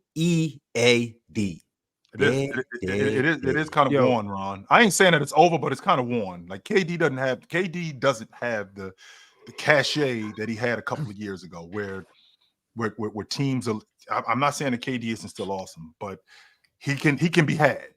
He 100%. Anthony Edwards proved that last year. Kyrie Irving. Al Horford proved that. Even They even Al proved Horford. KD could be had, or that the Suns could be beat. Boston proved that 2 years ago that the cachet with him, it's not. I'm not saying that he's still not one of the better players in the game, but he's not looked at in the playoffs like he used to be. No. Do they still look at LeBron like that? No. Mm-mm. Okay. Wait, one second. I know we moved off the Suns, but I got one question to ask. Mars, you said every lineup with Tyus Jones is a losing lineup. I think it's a negative. Yeah, he said that, Pin. Yeah, yes, with he the big did. three. Okay, With the big three, so yes. I think okay, that now you're gonna that's question if I was wrong. I'm gonna approach this because I want our listeners, the chat, the brotherhood, the greatest chat of all time, to have the facts, the clear facts, so that when they go and when they go say this to somebody and say Tyus Jones is trash, they're not trashing the dude. The lineup of I never said it was trash. Durant, right? But sorry, you backpedal any faster, you might fall over. Okay, no, I'm looking at it right now. I'm making sure I'm not wrong. D-Book, KD, Tyus Jones, Jusuf Nurkić, Royce O'Neal, plus 45.9 net rating. I'm looking at it with just the big. So I'm looking at. I got Tyus Jones, I'm not. KD. Okay, so that's why we got. So Brad, but the lineup of Bradley Beal, and again, this is not super small sample sizes. He's winning lineups with over 70 minutes. There's another lineup with Jusuf. So you were looking at 5-man lineups. Okay, cool. Yes, I am. Jusuf Nurkić, Tyus Jones, KD, Ryan Dunn, and Devin Booker. The compensating factor, and let me just to draw a nice little pin in this, is you must have either Royce O'Neal or Ryan Dunn on the court. One with of the him. wing defenders, yes. There is a lineup. It is basically in all of the lineups that you're doing well with Tyus Jones, one of those two wing defenders is on the court. Does it matter if it's a Tuesday or a Sunday? Nah. So you was looking at the 5-man lineup. I wasn't looking at 5-man lineup. I was just looking at KD, Bradley Beal, Devin Booker, Tyus Jones. Those are the only 4 constants. And then so if you got Tyus Jones, KD, and Devin Booker on the court, regardless of who the other two are, that's why I was looking. So he's losing minutes in the opening minutes, like the starting unit, right? So my point is, I think that starting lineup has like a negative 9 net rating. So here's how you solve this. You upgrade Jusuf Nurkić for a much better defender, and you will be able to start a Tyus Jones because you'll be able to compensate for him. Because again, defense, offense, it's the same thing as a boat sinking. There's a certain amount of water you can have before you sink. It's the same thing with defense. There's a certain amount that you can give away. Yes, we will both agree. We'll all agree that a 6-foot defender who's not Fred VanVleet and not Kyle Lowry in his prime and not CP3 is probably losing more than he's getting defensively. But that means you have to overcompensate somewhere else. Go find a great defender. You'll be able to start Tyus Jones. I would definitely pack up Nurkic before Tyus Jones. Like expedition. I would have packed up Nurkic 6 weeks ago. So call up the Trailblazers and ask for Robbie Williams. He can't even play. Well, they're gonna have nothing. They're gonna play Oso Iguodala. Who actually hurt? Oso's good. I like him, but like he's a great Robbie Williams still banged up? Yes. I mean, I don't even know what's wrong with him, but DSG Piccolo can say it in the chat at some point, please. Well, speaking of DSG Piccolo, he got words for you, Mars. He said Mars glossed over that Blazers game like the Clippers didn't lose to us. Them niggas buns right now. Nah. See, that's the thing. Shout out to Lionel Banton. He not locked in. We let the Blazers beat us so that they can't get Cooper flagged. We thinking multiple steps ahead. So if the Blazers win too many games, now we letting teams win. We gonna let the bum. We gonna let the bums win so that they can't get Cooper Flag because we trying to save the NBA. We know the Blazers don't deserve a number 1 pick. It's gonna ruin Cooper Flag's career. So we trying to save the world by letting the Blazers get that win. That's all it is. Even though if they finish in the bottom 5, they still have the same odds as the other 5 teams that are. No. But it's just different. It's a different aura and allure to being the worst team in the league. So we're just giving them 3 wins. Yeah. I suppose. Yeah. Same Gradey Jones, a member for 24 months. He said, "I'm glad Chill finally starting to see Bam isn't that guy. I respect the growth and Sabonis better." I'm so disappointed, man, because I feel like I'm not off the fence yet, but I feel like I got tricked. I did. I feel like I got tricked with Bam, where he showed me that he could be a solid 20 and 10 guy, but then he reverts back to to being a guy who picked the ball up in transition and won't even look at the basket and just looking to run the offense, when I've seen you stop and pop 12 feet away from the basket in transition. I've seen you really good around the mid post. I've seen you really good in the mid range. You're great around the rim. Meanwhile, you look like the fourth or fifth guy in an offense. And I'm thinking, do you not think you're better than that? Or am I losing my mind? I feel like I've gotten tricked. That's why I'm disappointed. So am I the only one who thinks Bam is better than Sabonis? No, you're not. No, I still think Bam is. I just feel like I got tricked, man. I do. I'll stand with you on that, Mars. I think Bam is better than Sabonis. I do too. Okay. I just feel like he's tricking me right now. Like he's dangling these skills in front of me, and he'll show me a little bit of it, and then all right, I ain't gonna do this anymore. Like, which one is it, my man? Which So one he's is tricking you into thinking he's better than Sabonis, or he's just tricking you? He's not running the offense, though. I think it's fair They to run realize their that there's a offense lot of through players him. around him that are. They run their A lot offense of this through him.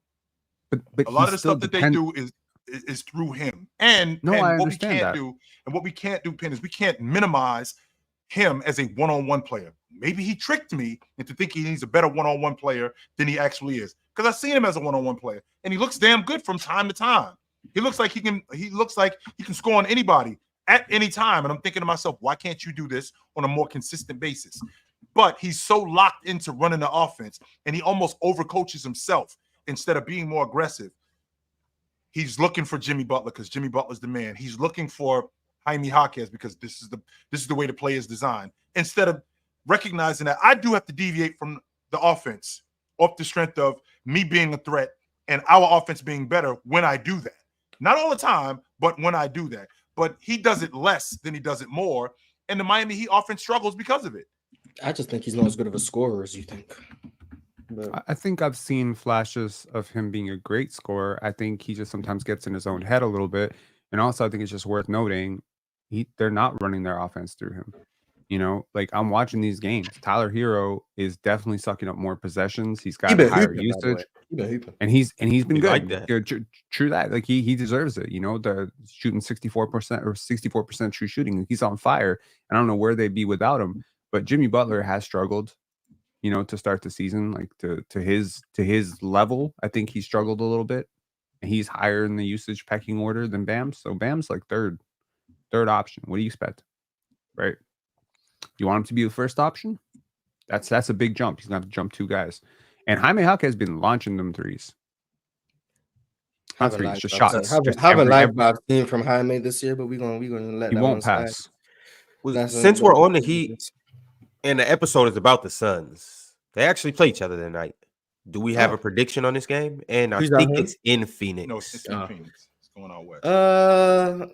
Bam versus Nurkic. Man, Bam about to have 60, 26, and 17. Oh, it's gonna come alive tonight. He's gonna put it all together. Yeah, and then Chill gonna be back on the train talking about, hey, this is what Bam can do on a Tuesday. I'm not back on the train. He just had 35 and 17 a couple of nights ago against Washington. He just did that. 35 and 17 a couple of nights against Washington in Mexico City. And you know how I feel about Sarr. Against Alex Sarr, yeah. You know how I feel about Sarr. And he got busy against him. But I'm thinking to myself, can he be more consistent? I should be able, to Penn's point, on a Tuesday, I should be 22 and 11 on a Tuesday. I think I because he's shown me that he can score like that. He's shown me that. Yeah, it might not be very this is interesting. This conversation came full circle because we were talking about strength of schedule earlier and who's faced who or whatever. To put this into perspective, the Phoenix Suns have been favored to win every single game that they have played per the Vegas odds, except for two, which is the Mavericks and at the Lakers, right? Those are only two games. And they're favored to win tonight. So that has been consistent. The Raptors have been favored to lose all their games. Just to put that into perspective. Every single game. Stink. That's not because your schedule, so that's what you guys stink. That's right. Well, wait a minute, Mars. It's a combination of the two. It's a combination of the two. It's the combination of the two. Yeah, it's funny if I just say it's because you guys stink. We're playing against a good team, and we just happen to suck in the process. So, yeah, and they covered they've covered the last 7 games. And those games that Phoenix was favored in, I mean, again, they're playing against good teams. So I mean, Yeah. the games that they weren't favored in. Let me rephrase that. The games that they weren't favored in. I mean, they're playing against the Lakers. And who was it? The other team that you just told me? And Dallas. Lakers and Dallas. So they won two at damn- Dallas. They lost to the Lakers, right? Yes, they lost. Yeah, that was opening night, so, right? They were So up basically- 22. Yeah. Bums. DSG Piccolo said, why Chill keep thinking my Blazers are just gonna give niggas away? Cronin been trying to fleece folk. Time Lord has been cleared, but just didn't play against the Pels. Oh, so he gonna be back soon? Nice. Oh, by the way, I feel like I'm obligated to say this. I've liked DeAndre Ayton's effort more this season. So I want You to. seen that TikTok? I'm not saying he's been the king of effort, but I've liked it more. So Nothing He's like a fifth in good the league. TikTok to whip you There's into that. shape. I think he's There's fifth in the league He- in rebounding, Hey, something like that. like he was gonna get rebounds regardless. And Yeah. I'm still not very high, but it's been. The effort is there, Better. 100%. And I Still think shooting in the Scoots got mid-range. better. I think Scoots got better. You seen That that weekend TikTok look too? like it's better. That weekend look like it's better. Yes, it does. So there's that. I don't know what Scoot average. I feel like you should be a DeAndre Ayton fan, Mars. hell, man. What the hell? Why? You're already a fan of Ben Simmons. They're basically two sides of the same damn coin. Nah. Ben Simmons been hooping. Chill on my guy Ben. We been hooping. We averaging 6, 6, and 6. Oh my god, that sounds. And we shooting 75% from the line. Yeah. Meanwhile, the free throw line is radioactive. He does not want to go to the free throw line. He can't. But get we off the stripe shooting fast enough. 75%. 100%. He is. He's actually really good. We at nearly the had a free throw triple double the other night. line. Yeah, nearly. We were close. Mars, what did I tell? What did I 2 tell you in points. September? If we see the Brooklyn Nets by December at 500, what's going to happen? I mean, I didn't know Ben Simmons was gonna be this impactful right away. Like we just I knew one of the main reasons why they were going to be good is because, quote unquote, Ben Simmons is this impactful. We got getting a chipped, season Mars, high, I'm telling 8 you. points, man. We scored 8 Getting points chipped, twice. Mars. Shit, He's who's gonna points, take Ben 6 rebounds, and Simmons? 6 assists. This six, impactful. and 6. What the hell? Did you But when 4 and 4? Draymond do it, oh yeah, Draymond's doing Draymond's it not averaging with 6, the 6, and Warriors. 6. and we doing it on the 4 and 4 net. I mean, the Nets Nah. have clipped some people this year. Like, let's not act We like beat- the we Nets. beat the Bucks. And they should have beat the We beat Nuggets. The Nuggets Memphis. narrowly escaped. They really should not be ju- not 5 and just 3. beat Memphis. Beat Memphis twice, not once. They beat them twice. Yeah, but Well, y'all one hype one Memphis. I time don't Ben know ain't why. play. One- So good. Yeah, facts. You guys are hyping Memphis, but I Ben don't know Simmons ain't why. playing. I one kept of trying those to tell you. games. They got their whole crew back. Just That's why. wait and see. Just wait and see. Wait till they Nah, play. Memphis Wait till they pack up is- Sacramento and wait till they pack up the I don't Rockets. And care then you who guys they will see. pack up, Ron. They not like that. I don't You know. you lucky we on a Pack 'em minute up, Ron. subscription too. You lucky we can only play 25 minutes right now because of our bad back. But we chill, locked in. We who locked in. wants Ben Simmons? Ain't nobody gonna trade for Ben Okay. Simmons. First and foremost, The Nets gonna buy him out.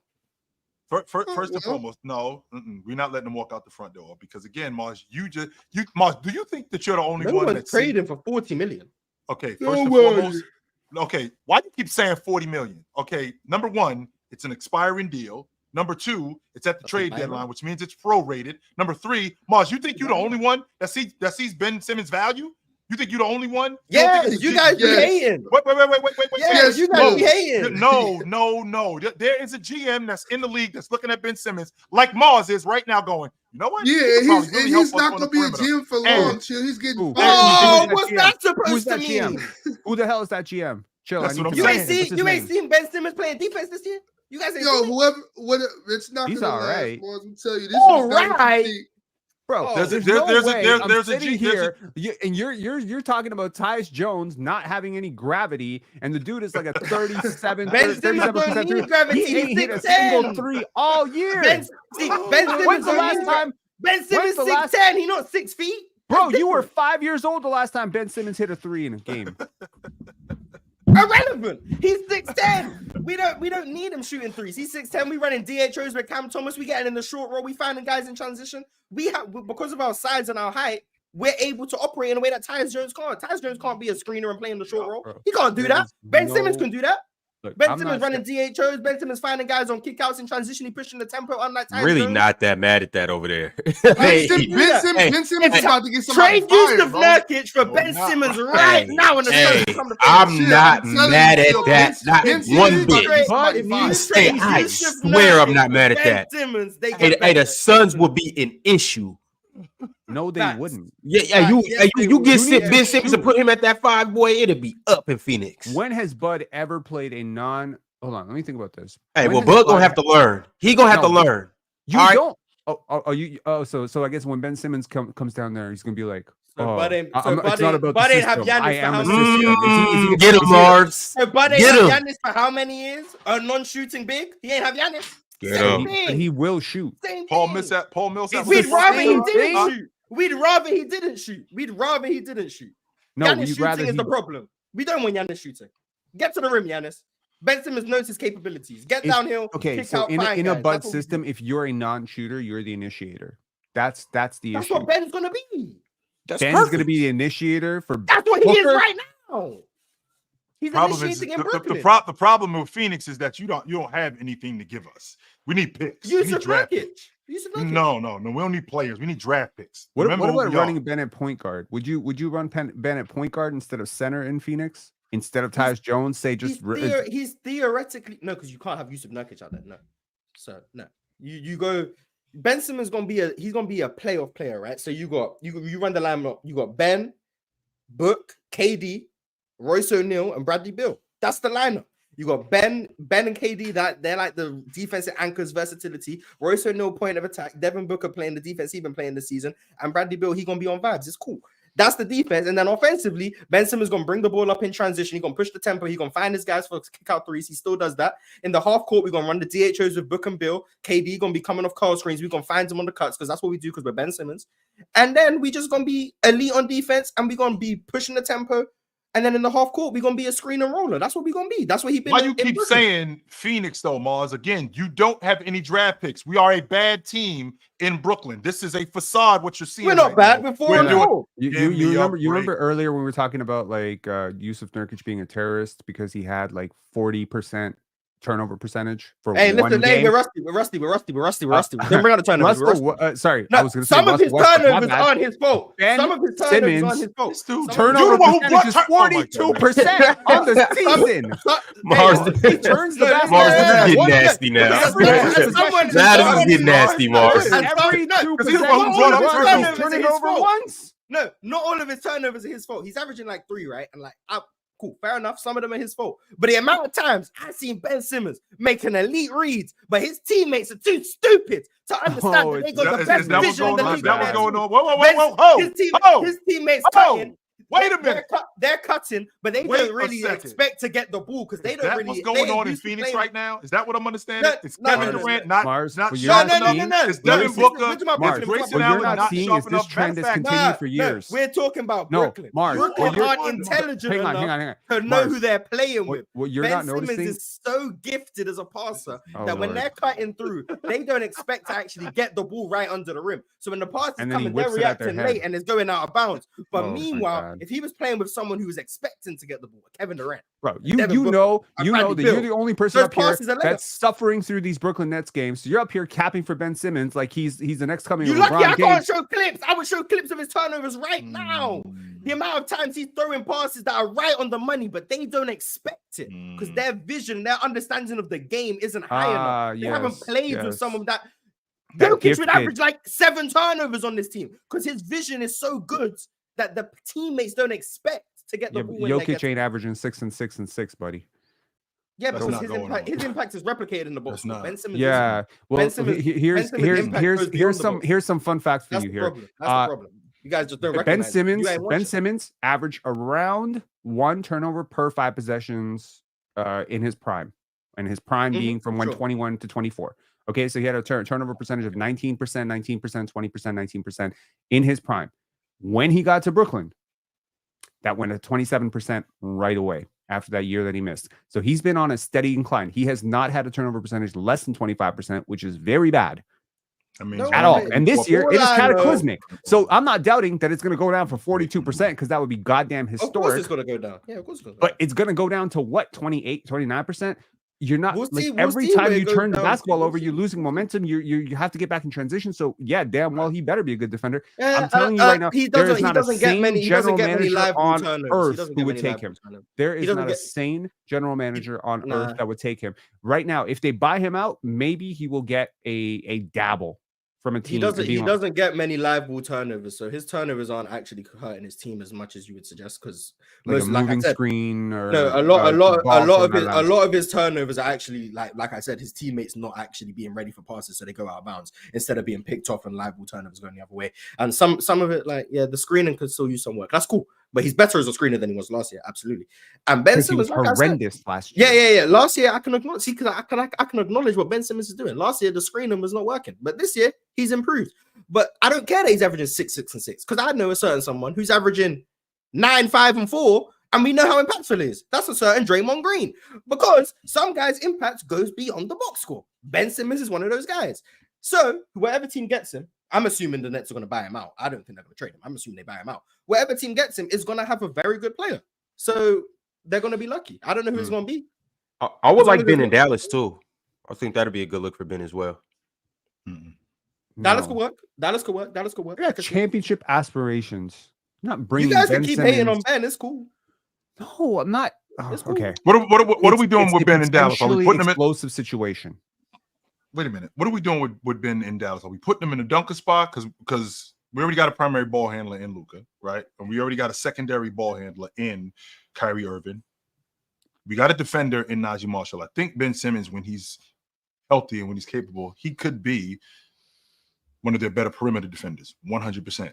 With that being said, now we're talking about on offense and how much is Ben Simmons playing? Because if I'm going to put him in a dunker spot, now what does that do for Gafford? Because I can't put him in the dunker spot on one end and put Gafford in the dunker spot on the other end. So, and I got Derek Lively on the floor at the same time. How's that going to work? He's not going to He's probably not going to start. He's going to play like 18 minutes. It's when you want to go to a more versatile lineup. He'll play like the Maxi Kleber. Whose minutes is he taking?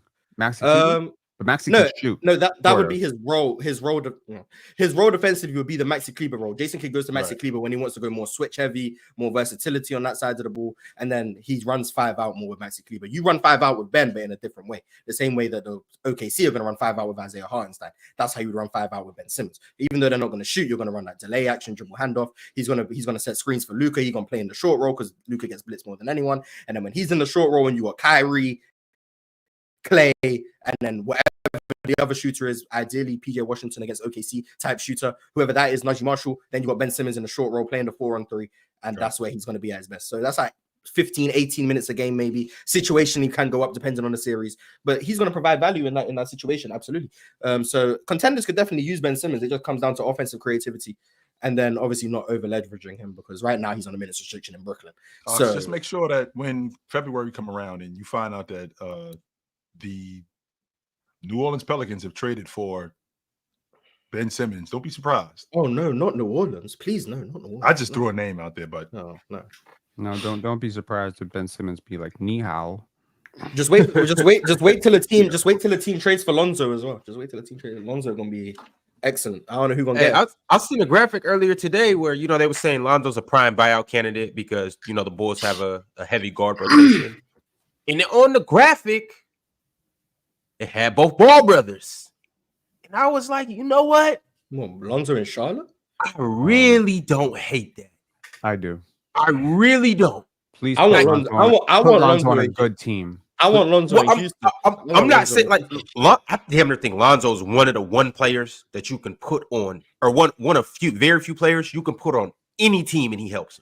Absolutely, any team. I'm not saying he should go to a contender. I just said I like him next to his brother. He does what his brother doesn't do. And you got two very good passers. Can we get Jello there as well? Completely. How good is he off the ball though? Is my question. Who, Lonzo? Jello? He could shoot. He better than he is on the ball. I want Lonzo in Houston. So in place of Fred? Please, yes. Oh, that would be elite. Yeah. With those athletes, holy shit. That would be amazing. Lonzo grab a board, Jalen running, Amen running, we throw in outlets. Oh, that's what we need. And you getting them 40% from 3. Oh my god. Elite point of attack defender still. That's what we need. Defensive playmaker. Yeah, that's what we need. Please. Mars thinks that it's 2021. Have you not seen? Lonzo's good. I didn't say he wasn't. Lonzo's been their best point guard. He hurt his wrist, so he hasn't played in like a few months. But he was their best point guard when he played his little 15 minutes. Like That's how good he's been. He's been amazing. He shot the three well. His defense still looks really good. Now they're not using him as a primary defender, Sure, for obvious precautionary reasons. But his defensive playmaking, his IQ, his rotations, they've all been great. Still excellent passer, decision maker, especially in transition. Like Lonzo's been about as close to Lonzo as anyone could have hoped. Right, in a short period of time, we haven't seen Lonzo, especially for what you want, Mars. Especially for what you want. So now you got Lonzo, who has been a better shooter, plus Amen Thompson, who is now looking at the basket, right? Who's actually now looking at the baby basket. steps. Yeah, he's looking at the basket now, which is good. But now you want to put Lonzo in that. Who the short time that you've seen him, you think that's enough to really help this Houston squad? Especially if you're taking Van Fleet out of the lineup. Because if you're taking Van Fleet out of the lineup, who is playing those minutes? Lonzo. He's going to play all Reed of those Shepherd. minutes? Lonzo And and there you go. Reed. There you go. They're already better than him. Lonzo's better than him. Reed will be better than him in about 2 weeks. Like, that's addition by subtraction. We get rid of Fred. That means Ime can't just keep playing him 40 minutes because he's a vet. Automatically, we get better. Then you actually replace him with someone who's better than him in Lonzo. And then you got Reed looking at the rim and actually being a willing shooter. Like, our guard rotation increases. Then you got Amen Thompson, Lonzo, Tari Eason, Jabari defensively, Dylan Brooks. Like, come on, man. Bro, you are talking about Fred VanVleet exactly how I was talking about Fred VanVleet 2 years ago. We are having the exact same crash. I already said I apologize to you. No. I'm just saying, like, this is what right. there's so many Raptor fans who reach out to me saying, like, man, I need to see Mars crash out over Fred VanVleet some more because it is catharsis for us to see somebody else acknowledging the pain. Yeah. It's painful, bro. It is painful to watch this dude ignore 4 offensive players and launch a Hail Mary floater from half court. Like, he's crazy. I doubted you. I definitely doubted it. I'm not gonna lie. The amount of times I've seen us get the ball, we're trying to run in transition and Fred walking the ball up the court. Like, we don't have we have the most athletic team in the NBA. We got Jalen Green running, Amen running, Cam Whitmore's running, and Fred gonna get the ball, walk up the floor. Like, why? Why would he do that? Like, even last game, he finally made some shots. Even last game, he finally made some shots, and like every shot he made was just a dumb shot. It just went in. Like, that's not good. He just got lucky. He got lucky and made some tough floaters that would never go in normally. Like, oh man, I'm tired of Fred, man. I'm tired of Fred. Yo, I want to salute to all of our Twitter watchers. If you are watching on X, shout out to you, and if you're watching on YouTube, salute to you too. But make sure you hit that like button, and then double salute to you. All right, y'all, let's move on to this next topic. Kevin Durant was asked about Dwayne Wade's statue, and he was asked on where he might get a statue. And this was Kevin Durant's response. He said, I highly doubt I get a statue of me put anywhere for playing basketball. It's usually those guys that got a Hall of Fame career with championships. You've been with one city for a long time. That's not the case for me. Do you guys think that Kevin Durant deserves a statue anywhere? Anywhere? No. I don't think he'll get one. Maybe OKC's probably his best bet. I don't know. Not before Russ. Yeah, but you can have multiple statues. Yeah. I actually think he'll get one in Oklahoma City. I do. I think that's probably his best bet. I think they'll put one up of him in Oklahoma City, but I don't think he'll get it before Russ, though. How long was he there in OKC again? 9 years. 8 years, 8, 9. 8. 9 years. I mean, no. He's the best. And you know what? And on top, he that. definitely is. But on top of that, I'm not giving him one just. Well, I mean, I'm not. But I'm saying if I was them, I wouldn't give him one just because the way he left. Like, yeah, that's why. That's where you going. Like, nah, you did this dirty. Like, yeah, that's what I'm saying. Like, it's unlikely just because of that. Like, can you give a statue to someone who you could argue is a traitor? Like, you got to know how to break up with people. You know what I'm saying? It's like you can break up amicably. That's just advice to you, Mars. You could break up amicably. We can go our separate ways civilly. You could do that. You don't got to end on bad terms. It's always good to keep your exes, you know what I'm saying, as a cordial friends or break whatever. up civilly. You know Sure. And just because you're cordial doesn't mean you got to double back and hit it. You can just be friends. You know what I'm saying? Just friends and just, you know, when we see you in passing. That way, Damn that way, you got good references. You know what I'm Mhm. saying? People putting a good word for you. Now, OKC, I left y'all like that to the team that we were supposed to beat in the playoffs, and now we go and win championships. No, hell no, you're not getting no trophy in Oklahoma City. And if he does get a trophy, a statue in Oklahoma City, I hope they vandalize it. Oh my god! So he didn't. He just wasn't in Golden State long enough to get one. You think? No. Mm-mm. 2 chips? Like, Yep. 2 chips? championships. 2 Finals MVPs? Tore his Achilles to try to play in game 5. Yeah, How Golden is State that? might give him one. Like 3 years? That's it? Nah. Golden State in 3? No way. 3 years? That's it, Mars? Mars, before they give it to him, they gotta go down the whole pecking order. Obviously, Steph gotta get one. Steph, Clay, and Dre are obviously gonna get one. 100%. You think they're all three gonna get one together? Yes. I think Steph will get a solo one, but then there'll also be a statue of all 3 of them. If I had to guess. Does Harrison Barnes get one? No. Okay. So I don't know where he get one.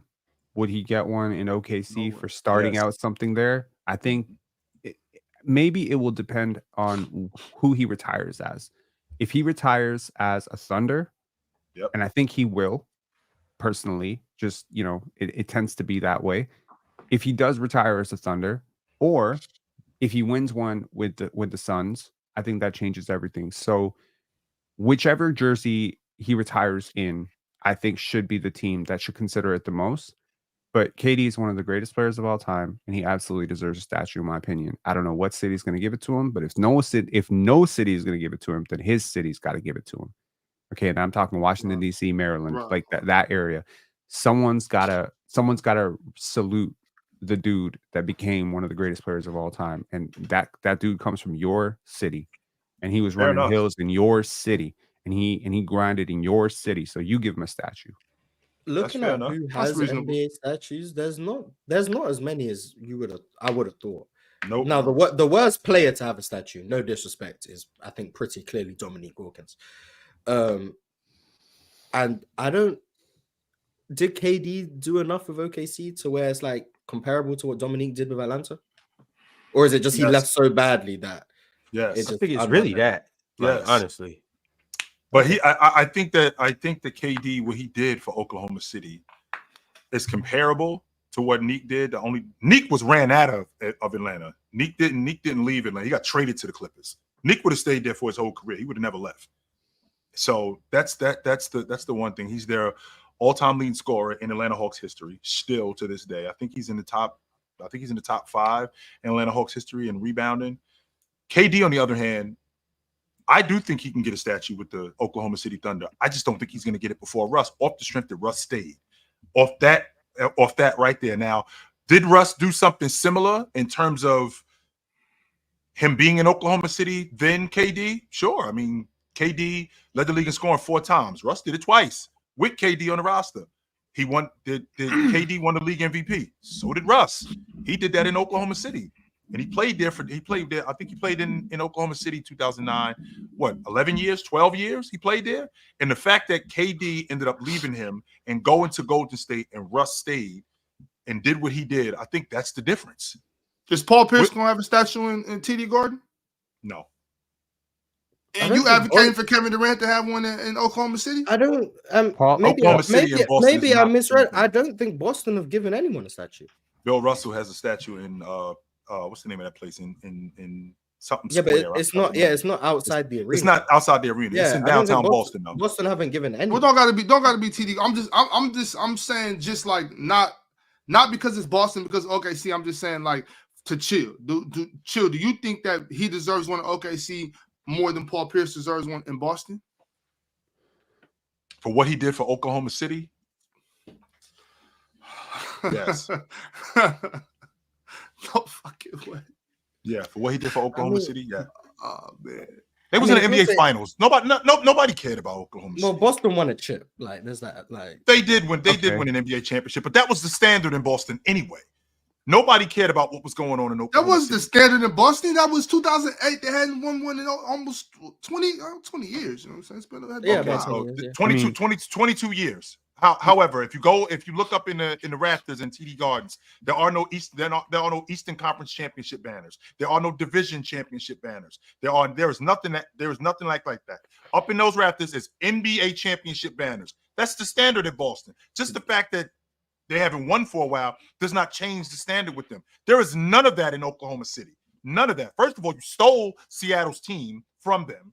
Stole their team from them, and they ended up in Oklahoma City. And then when you this is Oklahoma City, which is not an NBA city in terms of a media market, they turned them into that. It was almost like a college town feel with Russell Westbrook and Kevin Durant. How much better they were. The only reason why I was watching the Oklahoma City Thunder was because of KD and Russ, and then they add James Harden. This becomes that. KD is now this scoring machine in Oklahoma City that none of us had no idea was going on. Turns out that that's what it is. The problem was that he left and went to Golden State, and Russ stayed.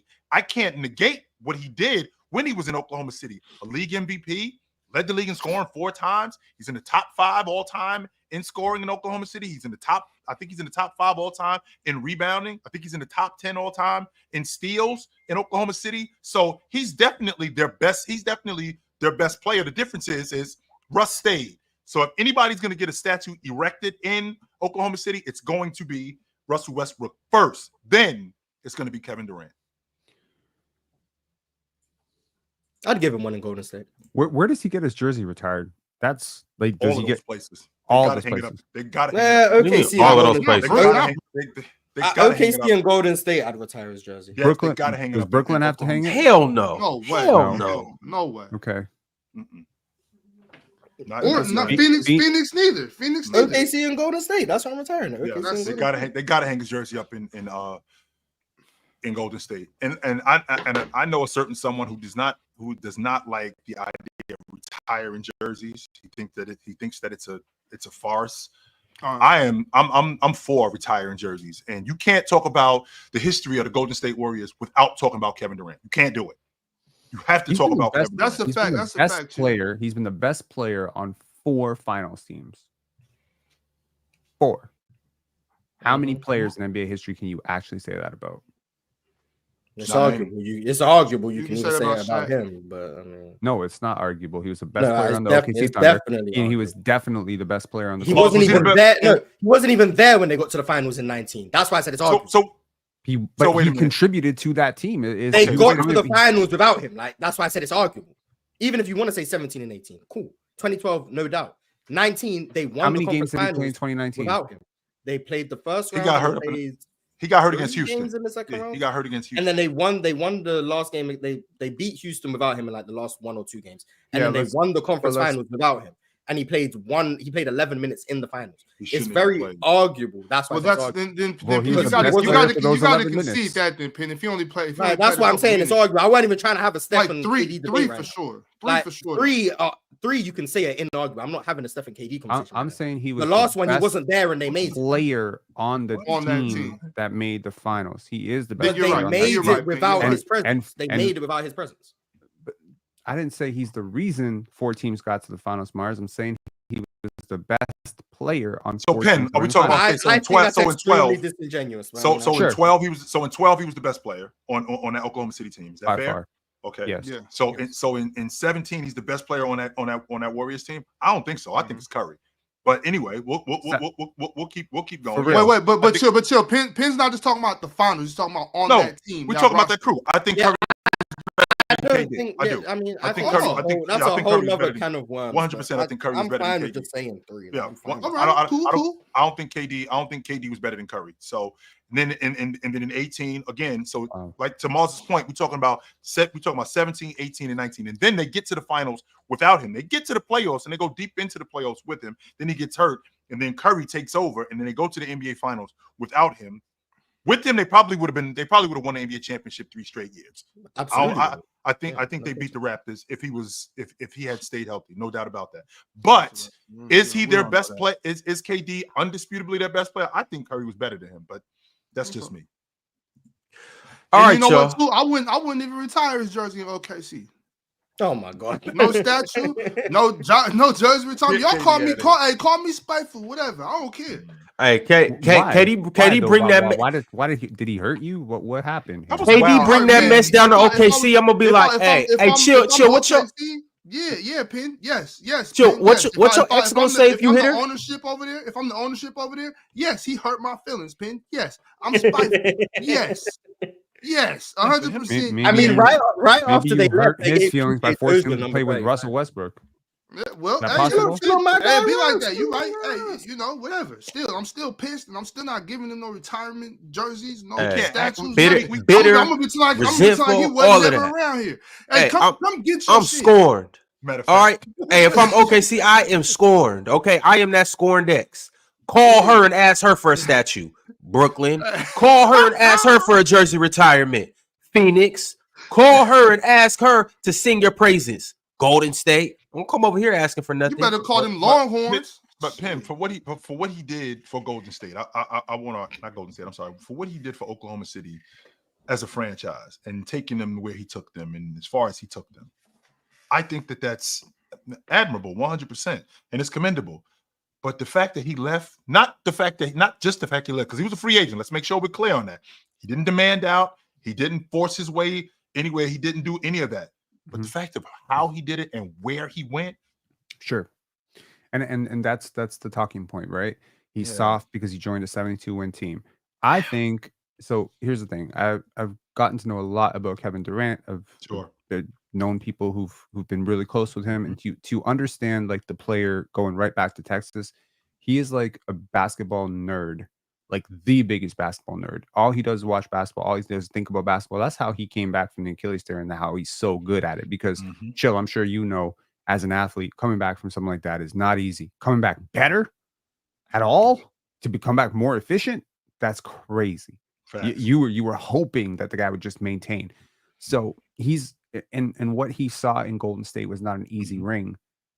What he saw was a basketball style that would maximize him as a player. What he saw was a style of basketball that he wanted to play. Right. And when he says that, he's not lying. So it just so happens they're a 72-win team and he didn't see the context and probably didn't give a shit what people would say about it. The politics of it, the optics of it looked horrible. It makes him look like he's not a competitor. He's just joining the crew that just beat his team. From his perspective, he's like, I've always dreamt of playing basketball with a selfless player. Yep. And I've been putting up with this bullshit where I'm in the corner and I'm getting, iced out of the offense.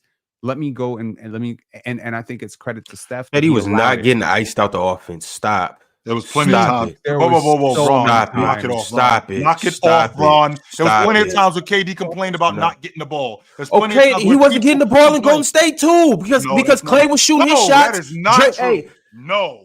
And it's not true that he was just getting isolated out of the offense. So James Harden, so what? James Harden had Westbrook was taking ill-advised shots. This is we're not about to hate on Russ. Yeah, come on, bro. Like, stop it. This is one of the biggest reasons why I don't think Russ Westbrook is one of those top 50 passes. Listen to this. Here's KD's 3-point percentage in the playoffs every year with OKC. Cover your ears. This is going to hurt. 28.6%, 33.9%, 37.3%, 31.4%, 34.4%, 28.2%. Do you know the first year he came to Golden State, he shot 44%? 44%. Probably getting the same looks. And a championship.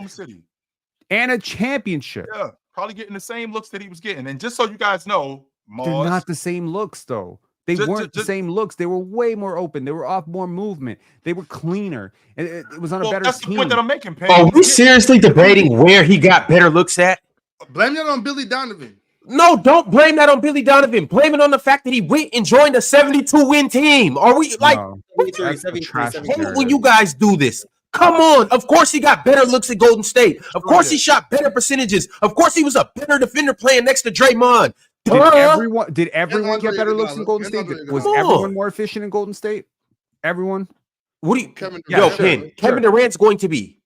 Like what would his numbers have been if he went and played for the Hornets? What would his numbers have been if he wouldn't play for the Hornets? Would he have been more efficient there? Would he have got better looks there? No, of course. Like, come on. Hang on. with Brooklyn, What's your argument, 33%, 33%. Of course, he's gonna 40%. shoot better playing next to Draymond, He's Steph never Curry, shot better better. spacing. Of course, He's never shot shot does it better. like? Of course, he gets better looks over there. Chill.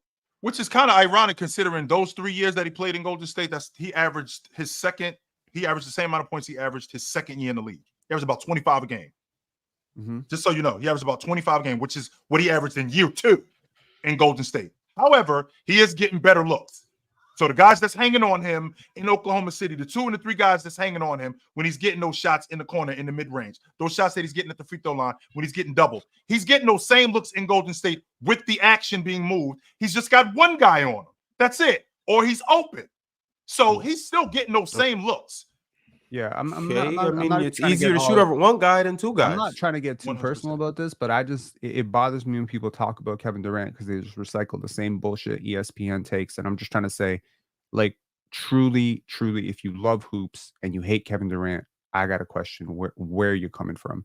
Because this is like when we talk about dudes who loved the game of basketball, like beyond the way we want people to love the game of basketball.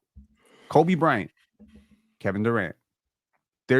I can't think of a third name that I would put in that. Maybe Michael Jordan. I think Michael Jordan just loved winning. But like when I think of Kobe and I think about KD, I think about like an unreal, unhealthy obsession with basketball. Kevin Garnett exists too, P. Yeah, there's plenty of guys Kevin who- Garnett. I Just think hoopers, that's just guys that just, competitive. they don't want to do nothing else but just play Competition, basketball. right? That's Exactly. Like they you can't talk to them about nothing but basketball. They don't want to talk about girls. all They they don't want to wanna talk do. about booze. They don't want All to I talk wanna about do is starting a rock. business. That's it. I just want to talk about hoop. And if Yeah, you've that's met one of those people, you root for those people to succeed. And you want those people to be in a situation where they're not being, where they feel like they're being properly utilized because, you know, Until they start doing sucker shit. I think there needs to be a documentary. I don't know if there is one about how KD came back from that Achilles tear because, and I think that there needs to be some fucking appreciation for the fact that he played in that finals because he shouldn't have come back. Pin, here's the thing. Like, I hear what you're saying, and I respect KD for the way he came off the injury, and I respect KD's passion for the game. That don't mean he gonna get his jersey retired that don't mean he gonna get a statue anywhere. Jersey retirement, a little different. Statue, and he agrees. He said that. He said, "I'm probably not gonna get my statue retired anywhere." Damn humble. Because he's humble. Because in an age of superstars trying to gas themselves up, he's not about to come out here and say, "Yeah, everyone should give me a statue. I'm the greatest. I'm God's gift to basketball." No. I think he's actually being realistic, man. I don't think he believes he's gonna. But I think he's also being very statue. humble. I think he's also being very humble, and I'm kind of tired. Should we give him a statue for I'm being tired humble? of the media machine. I'm tired of the media machine basically hating everybody who's humble. Vince Carter, one of the most humble superstars ever. Any teammate he's ever had be like, he's like a normal dude.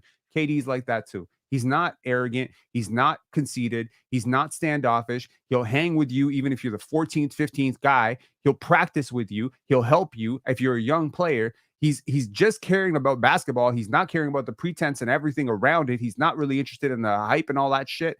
He's not chasing scoring titles. He just wants to win. Here's the difference, though, Pin. Everything is, What's this going to do with his statue? Thank you, I Morris. want Oh to my see God. good people win. I want to see good people win in this world, man. and That's he did. And 100% KD, did. you don't in never light root of for the everything bad guys that's in the happening movie? in this world. KD's I a don't root for the bad guy. multi-hundred millionaire. He's a multiple time. So what that got to do with it? He's one of the best players in the world at what he does.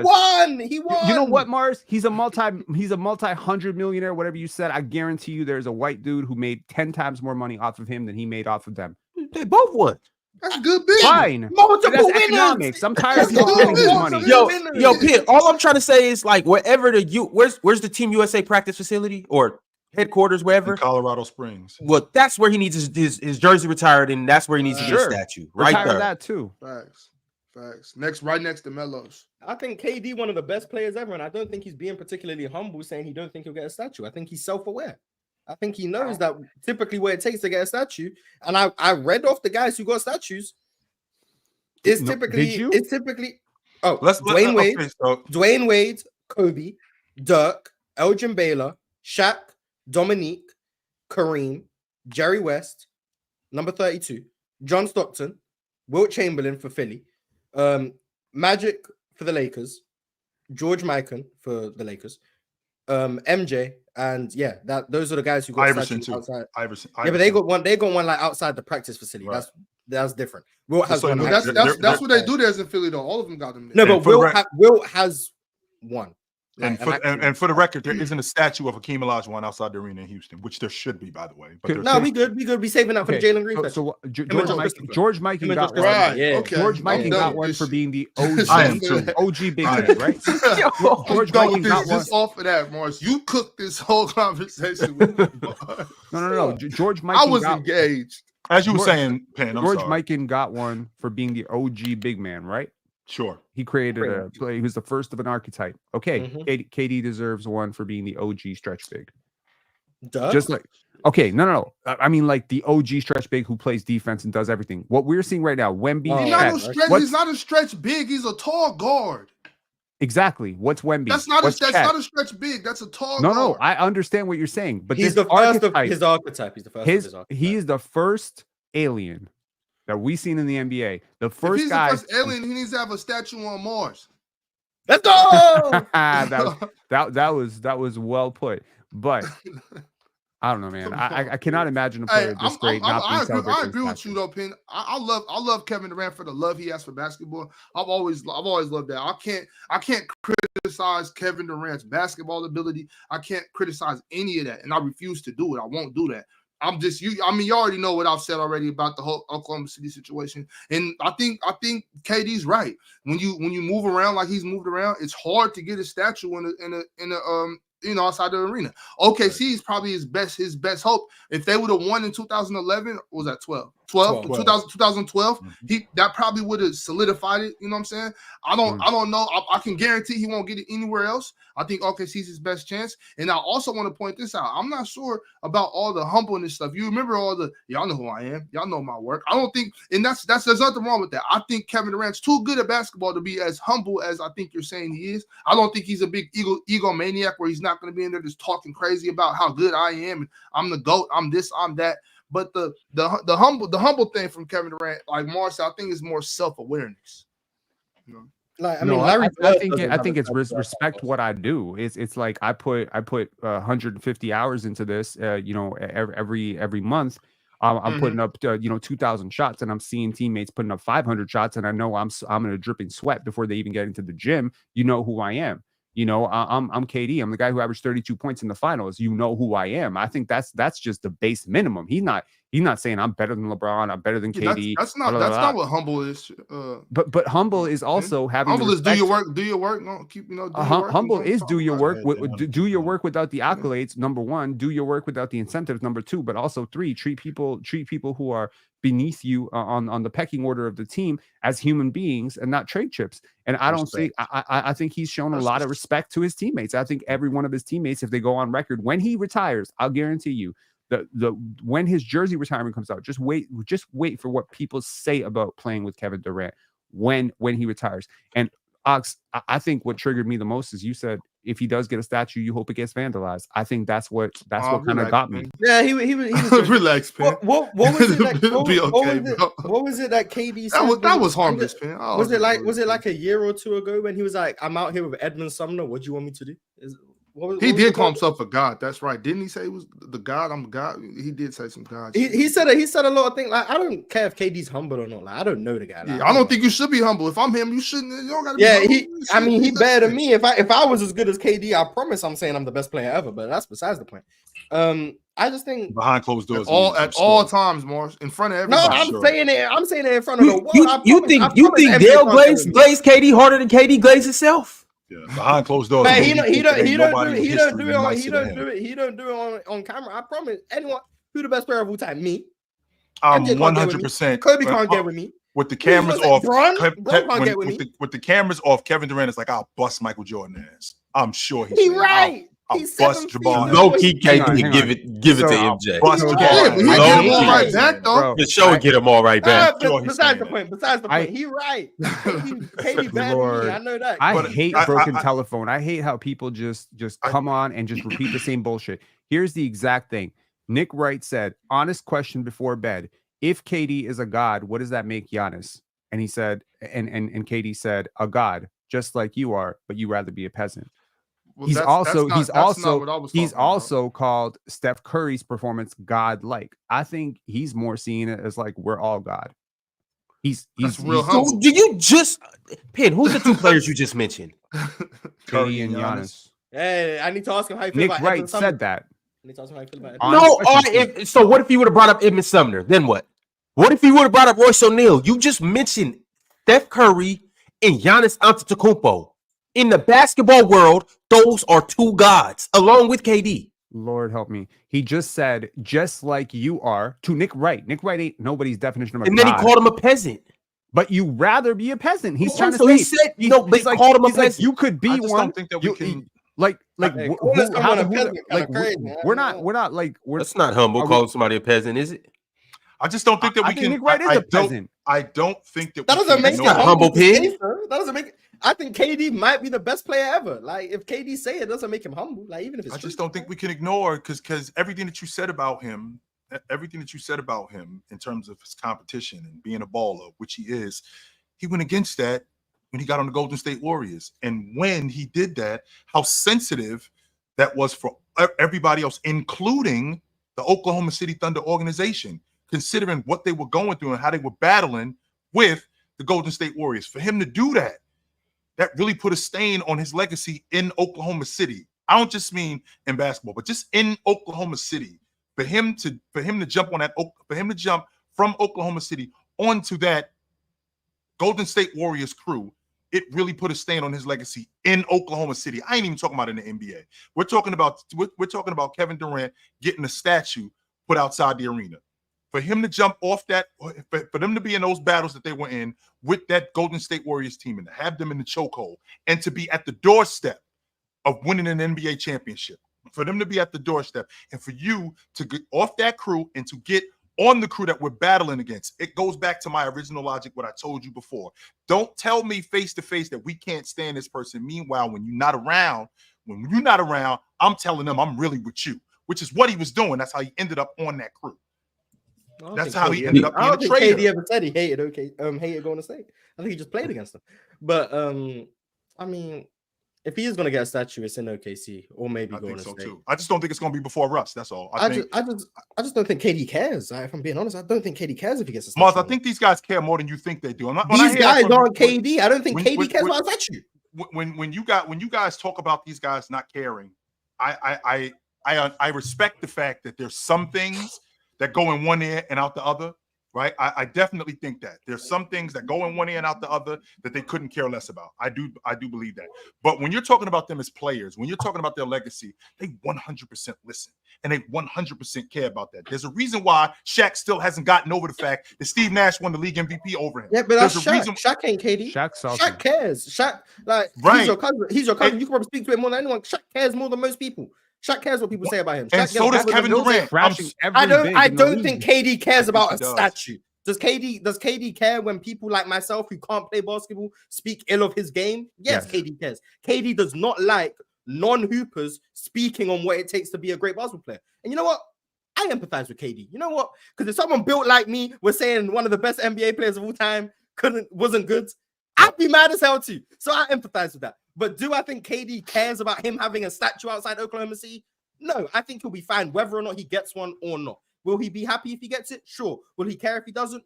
I doubt it. I don't think KD cares too much about a statue. After everything he did for them, I don't think he cares about a statue. Like whether or not they appreciate what he did or not. Like, all right, cool. You guys don't appreciate me, whatever.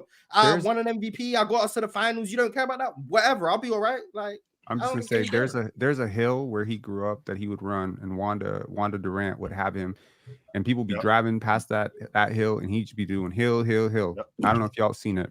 He should have a statue at the top of that hill. That is my honest to goodness. If I was mayor of that damn town, I would put that the second he retired. Right. All right, y'all. Let's move on. Your mic. Yeah, what's wrong with it? It's way too loud. Yeah, Ron. You got that swiper mic? Yeah. That's why I jumped off right quick. I had swipe a metal to me yesterday. This is better though. Yeah, you good. It's a little bit better. Now you good. Yeah. Now you good. Cool. Good, we're gonna go ahead and move on to another trader, a guy that traded. Don't do that. The French national team. But no, in all Joel? seriousness, Joel Joel and Embiid, KD? there's been a lot of Right. things circulating around Joel Embiid. Obviously, we know Joel Embiid has been hurt throughout these first couple weeks of the season. He was clear to potentially play tonight, actually. But the NBA has stepped in and issued Joel Embiid a suspension for pushing the reporter in the altercation that they had in the post-game locker room. Rightfully so. You got to do that. You have to make sure people know. Keep your hands to yourself. Don't touch this recorder. Bro, anything to not play basketball, eh? That's great. Yeah, hey, KD. That's what I was He thinking. knew what's when gonna I happen. seen it. Hey, I know I'm clear now. Let me just get in a little bit of trouble. So I get next week. Taking next week. All right, cool. There we go. Smart. So that's because I didn't know. I didn't know that he was about to get cleared to play this week. So when I seen that they suspended him for three games, I'm like, how you suspend a nigga that's not playing ball anyway? So I see. Well, you're not going to not play forever. Eventually, you're going to have to come back. We need a new rule. So that's what I'm saying. Though, shit, like, rule. when does it start? We need a new rule for Joel Embiid, whereas like if you want to punish him, he's got to play basketball. So instead of suspending him, you got to force him to play. You got to the suspension is you got to play 40 minutes tonight. Boom, go out there and do it. Oh, what you're not doing, Ox, is you're not. Is Joel going to get the statue? No. And Ox, what you're not doing? No, I mean he hasn't even made the conference finals. Can you at least get a sign that just says the process in bronze? Can they just bronze? Ox, in all seriousness, if it ended today, is Joel Embiid the top 50 player all time in NBA history? He can get a pamphlet. I give him a ribbon. Naming 50 players better than Joel Embiid. You see what I'm saying, Chill? Because you know I'm saying no, but you are not. You could not name 50 players better. I'll come with a list tomorrow. Yeah, and you gonna say Domantas Sabonis? Like you not? I won't say Domantas Sabonis. You are not going to name 50 players who are better at basketball than Joel Embiid. Can we name 500 players who are more accomplished than Joel Embiid though? I don't care about them accomplishments. They're not. No, you can't. Unless if you start running the championships, if you start running the championships, and you're like, oh, Klay Thompson got 3 championships. I don't know. I care about winning. So for me, Robert Horry's had a better career. But yeah. He has certainly had a better career. Yeah, I'd rather have Robert, for sure. That's not crazy though. That's not crazy. Yeah, I'd rather have Robert Horry's career than most people. But he's not more accomplished than Joel Embiid. Yes, though. he is. That's what Is Dennis Rodman more accomplishments? You're talking about who's better. Yes. I'm talking about accomplished. Horace Grant more accomplished. He's accomplished. One MVP does not outweigh 7 championships. 7 of the championships that you contributed to. The thing about Robert Horry is people can say, oh, well, he was a role player. Robert Horry was nasty, especially younger Robert Horry. He was dope. Other Robert Horry, the older he got, he still contributed. He hit a lot of clutch shots. He played good defense. He was a solid rebounder. Robert Horry is not some guy that just was dragged along. Robert Horry contributed to every single one of his rings and contributed heavily to those first ones. A starter on a lot of championship teams. How many, like we gonna get mathematical? How many role player championships is worth an MVP? How many role player championships? So Robert Horry got 7. Manu Ginobili got 5. 4. I'm sorry, 4. I apologize because he wasn't. I'd rather have those in MVP any day. He's got 4. I'm thinking about role players. Horace Grant got 4. Is Andre Iguodala more accomplished than Joel Embiid? Yes, because he has a Finals MVP. Okay. Is Andre Iguodala Finals MVP is better than MVP? Is Andre no. He but because he has a Finals MVP and 4 rings. 4 rings. Come on. Okay, I'm taking that pin. So now let's get to a 2-time MVP. Is Andre Iguodala more accomplished than number 32? No. Okay, so what happens? Wait, 2 MVPs makes up for the final. But wait. You know what? Because I was just biased because I just think Carmelo. I just think he's better than Joel Embiid. My bad. Okay. So let me regroup. 2 MVPs. That's fire though. Like that's 2 MVPs and some championship runs too. I know that doesn't necessarily go in the accolades in the trophy case. Okay. But that goes in an accomplishment though. Okay, Andre Iguodala is more accomplished than Steve Nash because he has no finals runs. But he has the 2 MVPs. So I think all we predicating this on. all we I gotta- predicating this I gotta on put Mars. together That's why you a brought up Robert Ory and Mars They're is attacking close. that stance. Is the championships. That's the stance that Moss is attacking. It's not everything that you did, because the championship's only part of it, right? So the fact that Robert Ory did what he did, let's not leave out the fact that Robert Ory did play with Hakeem Olajuwon in his prime. He played with Shaq in his prime. He played with Tim Duncan in his prime. So a lot of those championships that he has was largely predicated on being with those guys. It wasn't just because Robert Ory contributed. 100% he did. But we can't leave out the fact that he did play with these three guys who are all in their prime. How many championships do those teams have without him? Be for real. How many Without Robert championships? Ory? Yeah, Without so Robert Ory. so 7 championships. You talked the Houston Rockets. We're talking the San Antonio Spurs. The Spurs, I'll give you the Spurs win in championships. 07. The Spurs win in 07. I'll give you that one, but I don't think the Lakers win without him. I think maybe They're win gonna one. start they're on those. going He was to a starter win. on that They're crew, probably, and they Yeah, might the not Lakers- repeat, but they win. Yeah, they win. the Lakers get Win one. one. The Rockets ones, I think. Yeah, I'll they tell get you. one I'll tell you without which one they don't win. Pin. They don't win 2002 without Robert Ory. That is fair. They don't Yep. win 02 without the refs, but I mean, And I don't think either one of those I don't Houston think they win championships are two. getting one without him. So yeah, that's Houston, I just- agree. Houston, I agree. So that's 4. so that's That's half 3. of them. Okay, so yeah. is being a contributor on 4 championship teams. It's more than Well, contributor, Mars. a major It's the contributor- tipping point. Yeah, but Well, the tipping Mars, point. I Yeah, wanted this because question. you already have Like I understand we prioritize high volume scoring, so we're gonna put someone like Klay Thompson above a Robert Ory. But Robert Ory was, in my opinion, just one of the greatest defenders. So underrated. Just an Super all-around defender. type of player, Very right? damn Very defender. Yes, he versatile. was. Before stretch bigs were a thing, this is a guy who could stretch the floor and really was going out. And so I just think that his archetype, there's players like this that played before we were talking about stretch bigs. Donyell Marshall is another one.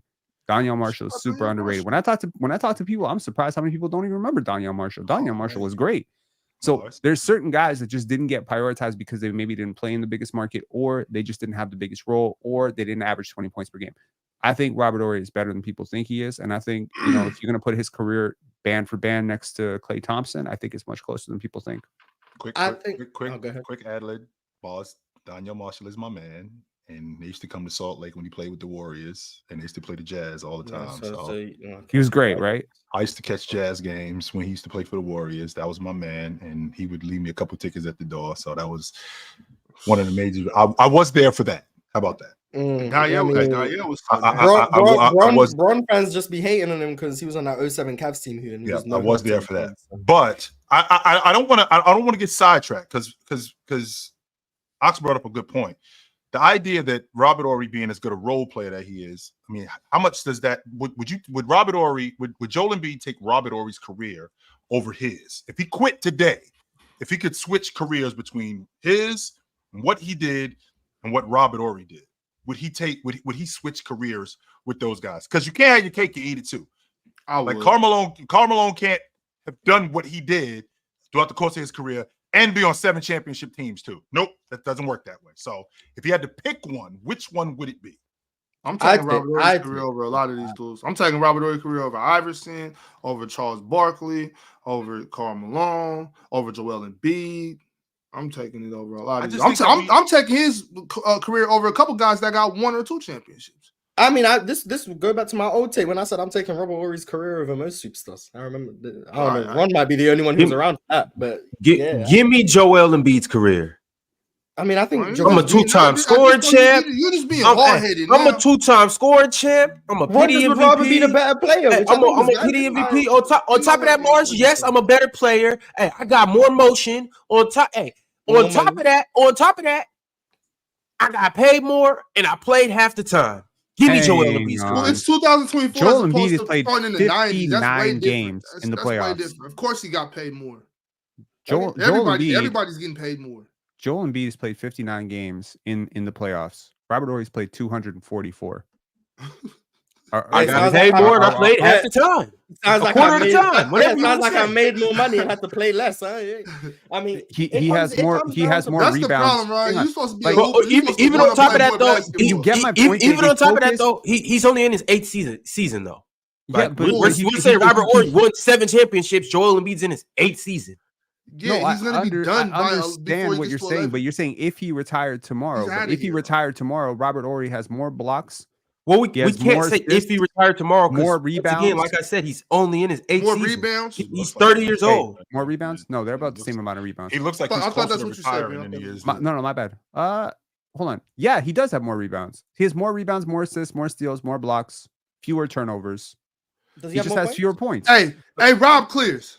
Joel is in his 8th Rob season, Clear. of No, I course. mean, Like that he doesn't. He could be medically retired next year. All You right, don't so know let's all right. No, let's go look at He the might stats not in make it to Robert Christmas, Horry's 8th bro. season. Let's go to No, Robert Horry's I 8th don't season get and look what- at the stats. This we started. doing? Oh, we're now not y'all don't doing want to do that. that. No. What's But happening right now? This What is Rob, started, do this it. started Come on. with who's the better player. Now we're talking about like Joel Embiid's better than Robert Horry.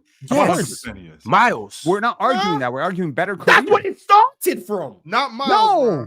nobody's It's not- debating that. Yeah, it's Ron. Who was it? Ron or Chill? Is Joel Embiid the top, one of the 50 or top 50 of all time? I said you aren't going to name 50 players better than Joel Embiid.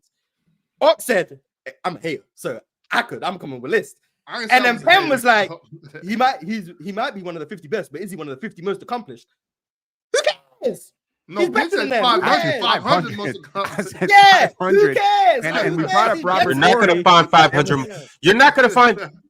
You won't find 75 more accomplished players than There's Joel not Embiid. 500 I'm sorry. more. Please, You I'm will sorry. not this find shit. I'm sorry. 75. You're You just won't not. find 500. You're not. There's You will not not find 500 more. 500. No, you won't 500 find guys 500. haven't Five- made it out the Five, second round. five-time All NBA, 2-time scoring champ, an MVP, 3-time All Defense. You're not. I'm sorry, you're not. Never And made it out the the second only way round. that you're going to try to justify it is once again, like I said, if you go run to a Klay Thompson and be like, oh well, he was on this dynasty and he got this many rings. That's If the Joe- only way you're Y'all going to the ones- justify y'all it. the If ones that say JoJo only playoffs played matter. in He the ain't made it out the 90s, second he round. would be on a stretcher. Well, he every didn't, game. man. Okay, but He he didn't. didn't. Joel Embiid got a I think that's where we- 66% Hall of Fame probability. What's Robert Horry? But it's not 66%, I can tell you that. All right, so and Yeah. Hall of Fame is solely predicated on accomplishments. Yeah. It's not Joel 66%. Embiid more accomplished. There we go. Yeah, it's not 66%. And I think that when you winning matters. We all know that. Winning matters. And I definitely care about winning, no doubt about that. But that's just a small part of it. And the fact that we are talking about Joel Embiid not getting out of the second round of the playoffs. Penn, I don't know if you know this, but Hakeem Olajuwon from 1986-87 to 1992-93, he was Joel Embiid. He was Joel Embiid. He kept running into that Seattle team, and there's the door. See you later. That's who he was. Except he was a better defensive player, better scorer. He was getting busy, 100%. But in terms of accomplishments in the playoffs, look at the door right there, sir. Take you and this whack ass crew and get up out of here. Goodbye. And then Wasn't until- Robert Horry saved him. until 1993-94, and it wasn't Robert Horry who saved him, it was the Denver Nuggets who saved him. And how was it the Denver Nuggets who saved him? The Denver Nuggets bounced the Seattle Supersonics, who had the Ooh, number them one boys seed got that lucky. year. Who had the number one Ooh. seed that year, and that was the Houston Rockets nemesis. Boy, How do I know that? Because this is the same Houston Rockets team who won the NBA championship that year that Seattle was out the playoffs. Then the next year, they win it again with Seattle out the playoffs. And coincidentally, in the 1995-96 season, the Seattle Supersonics are in the playoffs and they mopped the Houston Rockets out of the playoffs. Would you look at that? And they mopped them out of the Chill. playoffs. Chill, that So- was a good bedtime story and all that. Chill, but look, Joel Embiid, not Joel Embiid, Hakeem Olajuwon got 2 championships. 100%, Joel and he Embiid got ain't those. out there. The You difference, think Joel about to get 2 championships? Chill. what I think. Hey, don't worry. Y'all gonna see this year. What, You what know I what? think- Bro, stop. You know what? Hey, Morris, you know what? We back. We back. Hey, we would have been back tonight, You but see we'll what be you did, back Jim? next week. That's We'll not be where I back was- next that's not week. where I was going. I swear, Ox, that's not where I was going. Hey, well, that's where it went. We back I next promise week. That's not where I was going. No, I was. We not back going. next week. But what I'm saying is winning elevates guys, right? Winning makes guys more than what they actually are. Because previous to them winning, they were just this. Once they start winning, now all of a sudden we got to start talking about them like we talk about these guys who are more accomplished in addition to winning. That's how And life when- should be, Chill. The winners deserve the praise. And I won't argue that, right? I won't argue the fact that winning does deserve praise. What I will argue is that I can't talk about you because you won like this other guy when you didn't do the other stuff. And Robert Horry didn't do the other stuff. He didn't. He didn't do the other stuff that I'll Malone feel you did. on that. He didn't I'll do the feel you other on stuff that. Yeah, that Barkley did. He didn't do the other stuff that all of those other guys did. He didn't. He did win, and he was fortunate enough to play on a team or teams that had damn good foundations, but the other stuff necessary to be talked about in those conversations with the all-time greats, he didn't do that. So I can't just predicate him being in that conversation on the fact that he won. That's not enough. No, it's not enough. All right, y'all. Currently, right now, there are 10 teams in the NBA that have yet to win a championship. Of these 10 teams, ESPN basically gave them all odds on who will be the first of these teams to win a championship. Which team essentially has the best odds at the Larry O'Brien Trophy? And this is what it looks like. We have a list of 1 through 10 with all of these teams. Check it out. At number 1, next to win their first NBA championship is the Minnesota Timberwolves at 24.9%. Then we got the Indiana Pacers, who should be 1, but that's neither here nor there. They are second on this list with 13.8. I feel the same way, Penn. I'm thinking the exact same thing you're thinking, Penn. What the hell? What y'all thinking? Why are they on this list? Yeah, what's going on? What is happening right now? What do you mean? Why are these dudes on the list? They have to be on the list. It's 10 teams that haven't won a championship, and it's why their are they so odds. Okay, why are they so high, though, is my question. All right, well, we're going to look at the rest of the teams, and then you let me know if these teams should be higher than the Pacers. Ron, you put this together? Yeah, me and ESPN, we got together and we collaborated on this list. Okay, I see. Nice. At 3, you have the Phoenix Suns at 13.6. Cool. They have a better chance. You think they have a better chance than Indiana? Yep. So off the trip that they got him. 100% they do. All right. Then you have the Orlando Magic at 12.5. They have a better chance too. And you guys got to understand, this isn't just this year. This is who has the chance to win their first championship. Yeah, bright future in Orlando. They got a better chance agree. than Indiana. All right, and they got this. I disagree. The New Orleans Pelicans at 5 at 10%. Trade Zion, go up this list like 2 points, but they're fine. The Memphis Grizzlies. They should be 6 way higher than with 9.4. They should be higher than Indy. This is the stupidest. I don't know about that. This is rage bait, Ron. This is rage bait. Sorry, my apologies, Penn. I tried to push for us to be 1, but ESPN just Ron, y'all need to go to OKC and get y'all jewelry back. Yo. Why is Memphis at 6? Seriously. Like, if you told me the Memphis Grizzlies win a championship this year, I'd be like, cool. That's crazy, but cool. I wouldn't think the world ended. If you told me the Indiana Pacers won the championship this year, I would literally think like half the league died. Penn, this was before we met you. Mars, being the troll that he is, last year when the Indiana Pacers are in the East Finals, Mars is loving the idea that we may have to talk about the Indiana Pacers as the NBA champs. Mars is lighting up. So what he was loving that, and I'm ESPN like, just listening to Mars too much. There's no way that the conference finals was close. ESPN, listen to me. The Indiana Pacers are frauds. And I'm starting to think to myself, am I going to have a conversation? The conference finals was close. Yeah. Those games were going to the wire. They kind of were. Like, Indiana was supposed to win one of those games, but Jaylen Brown just happened to get a shot in the corner and knocked it. Hey, right? You remember that game? Remember watching that game? Remember who was watching that game? You don't remember that? Nah, I don't own that. Just remember the same 31 thing. year old. We're gonna be watching the game tonight on playback, Ox. Wire to wire. You know, like a lot of people want to watch, the star-studded teams and whatnot play. A lot of people might want to watch Jokic play against SGA. A lot of people might want to watch Jimmy Butler and Kevin Durant. A lot of people might want to see Wemby and Jalen Green, and I get it. Ja Morant and LeBron. Me and Ox, we're choosing to do what a lot of you other people don't want to do. And we're going to watch 2 young point guards and 2 young teams clash against each other. LaMelo Ball versus Cade Cunningham. That's peak hoops, y'all. That is peak hoops. Pistons going down tonight. So y'all pull up the playback at 4 o'clock. Stop saying we don't watch the Pistons, man. We watching everybody. Yeah. That changes the night. So James B, if you here, LaMelo giving y'all 40 tonight. Ron, you ran James B up out of here. Detroit's going to win that game. Sensitive like KD. Melo questionable. We might have to switch this up, right? For real.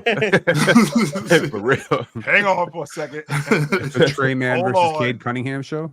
Y'all not signing up for that? Allen Iverson. Brandon Miller versus Ron Holland. Not gonna move you. I'm kind of good with that. I'm so moved. But all right, y'all. Back to the list. At 6, we had the Memphis Grizzlies. At 7, this is who we got. Next to win an NBA championship is the Los Angeles Clippers with 7.3%. Is it me? Ain't winning And one. I'm pretty sure that you guys have seen Clipper games. Is it me, or when the camera flashes on Leonard, does it look like he aged about 10 years?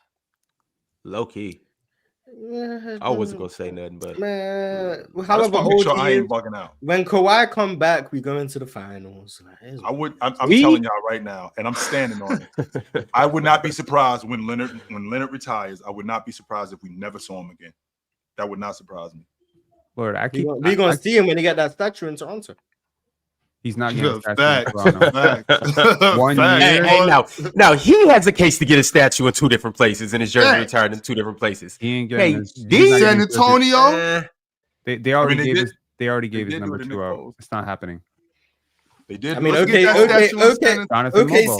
OKC gave out number 35 right after KD left, so that means his jersey not getting retired. No, they gave out his number 5 years after he retired. That's a different No, story. It's a No, 35 on the roster right now. How's that a different story? Be- What's the difference? because OKC was doing it to spite KD. Yeah, but maybe like- So Just they're like just the gonna Raptors- start the Raptors- unspiting them and say, "Hey, now we're Uh, gonna take it off somebody's back and put it in the Raptors." No. The way this works, like the Raptors gave out number 15 many times. Amir Johnson wore number 15. There's a lot of guys who wore number 15 after Vince because they hated Vince. Anthony Bennett wore number 15, okay, just to keep that a buck. And then in 2018, 2019, they stopped giving it out. Nobody wore Yep. it.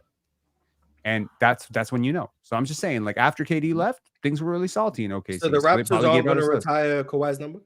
They should No, definitely retire. 5 years, At the least, bro. at the least, they should retire. Kawhi could literally retire in 2 years. They wouldn't be giving out number 2 today if they had any plans on doing that. Trust me, they're not. They're never going to retire number 2. They should. He should be the one to get his jersey retired and the statue.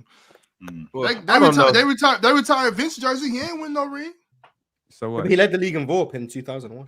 Here we go with the That's vault. fine. You knew it was coming. Yep. Oh no, they probably won't retire it in fear that Drake might climb up there and rip it down. Seeing that, He will Kawhi only is do that from for Los DeMar Angeles. DeRozan. Jamal getting his jersey retired, right? No, Drake's gonna rip it down. 100%. Who cares? It's still going to be retired. I Like, don't give a shit what Drake 100%. does. Not gonna be hanging up top. 100%. But all right, y'all. That's the house Kawhi built. At number 8, we have the Utah Jazz with a whopping 3.8%. They should be look at higher. that- They look at should be that way ringless higher. franchise They should be with the- higher. Yeah, they're getting Cooper Flag. Yeah, they definitely. need to. Danny Ainge plus Will Hardy is a lot of brain trust. Plus, they got a lot of young players. I like that team. Plus Cooper Flag. Yeah. At 9, you have the Charlotte Hornets at 2.6%. Yeah, they're where they're supposed to be. That And should've last been but doing this- they certainly should've made not this list least, with 9 teams and kept them Last out but of it. certainly the least. the Brooklyn Nets No, I don't at buy that. 2.1%. I don't buy that. I don't. I would put Brooklyn Nah. over Charlotte. I would. Like, we got Ben Simmons. Like, I don't. Mars is not getting up this Ben Simmons logic. Yo. It's not. No, Brooklyn. I mean, I trust Sean Marks relatively. They have their picks back. They're, they have. I don't really like their ownership, to be honest with you. I mean, like the fact that they won on the women's side. That ownership group is kind of making me think, like, are they willing to invest more money into this? I don't know, but I wouldn't put them at the bottom. No. All right, Penn. I got something else that I think you're gonna enjoy a lot. Me? Yes. Okay. Oh, okay, nice. Points per game leaders for second-year players. This is Yes. a couple of the second-year players that are breaking out as of right now. Anything You to have- talk about Wemby. Mr. Dick with 21.6 points. Then you have Mr. Wembanyama with 18.9 points. And then you got Mr. Coulibaly with 17.7 points. These guys are having pretty good second years. 3 of my But- favorite players in the league. That's awesome. Yo, I like Gradey Dick's game, yo. I do. Grady, here's a fun fact. He was going to say something crazy. Mars is going to lose his mind when I tell you this. Guess who's that was almost. He caught himself quick. He knew he was going to say something crazy. Okay, guess who's leading the entire league in mid-range field goal percentage? Gradey Dick. I'm going to assume it's Gradey Dick. Yes, and behind him is all the usual suspects: DeMar DeRozan, those guys. He's number one. He's shooting nearly 60. He's shooting 57% from mid-range. That's like what Chris Middleton shot last year. So yep. He's been incredible. He's participating very much on defense. He's been a lights out shooter. He's pulling up in transition. Last year at the draft, I was very low on him, and then afterwards I started doing a little bit more research, looking at his high school tape, and I started to see the vision of a big playmaker. And a lot of people just see a white shooter. So they're comparing him to Kyle Korver, Corey Kispert. And I'm like, no, wait. He got some playmaking stuff. He got some athleticism. He actually reminded me of Jeff Hornacek. That's who I saw. He doesn't remind you know who he reminds me of, and this is 100% comp. And I made a video the other day comparing them side to side, and it's another white player. Ironically, it is. I didn't want to do it because initially, he's not a North American white player, though. He's a European white player. He's one of the greatest scorers in European history, Dražen Petrovic. I knew you was gonna say Dražen Petrovic. So a bigger Petro. He does a lot of the same stuff. He's like, okay, so last year he was very timid. Obviously, he struggled heavily in the G League. He struggled. A lot of people rightfully said he was the worst player in the league. I literally never turned on the entire last season. Every single video was like, hang on. He's not ready. He's just not ready right now. Physicality is bumping him off spots, but he's got the right idea. And then coming into this year, I was like, man, maybe, I could see some, I don't know, like I didn't see Dražen Petrovic because Dražen Petrovic was a killer, like he was like a guy who's coming down in transition and bearing on you 4 or 5 times. But then I saw the Lakers game where he took 26 shots and I was like, holy shit. And then I saw the last game against the Denver Nuggets where I seen this guy throw away a pass, get back, and block the shot off the backboard. And I was like, oh, this guy's a killer. Sure. So his ability to come off the pick and roll, wait till that comes. The ball handling out of the pick and roll is a 6'8" ball handler, playmaker. He's an underrated playmaker. He's a very underrated athlete. And as a shooter, holy shit. Yeah. I mean, so you're saying that his style is similar to Petrovic's style? Yes. So people saying like, I don't know what I'm talking about. Please, bro. Like I'm born in the same country as the guy, and I watched a lot of Petrovic growing up. Like I literally I would watch his shooting form and try to mimic it myself. We were in the New Jersey area when Petrovic got traded to New Jersey. I watched him live once because we were in Avenel, New Jersey. So I mean, this is a guy that's meant a lot to us. Like just as a region, as a country, he was one of the greatest European players of all time. And I never thought in my wildest dreams that I'd be comparing a player that I thought last year could be like maybe a third starter to a Petrovic, but he has been incredible. Like really, the thing I appreciated about him the most, because remember I told you I was going to start watching more Toronto games. Him, what you just mentioned, him being the athlete that he is, because his skill set, I feel like it will catch up to a lot of the athleticism. So the 2 dribble pull-ups, him in transition, his stop and pop game, him being able to navigate around screens on offense, being able to continue to get downhill when he has the ball.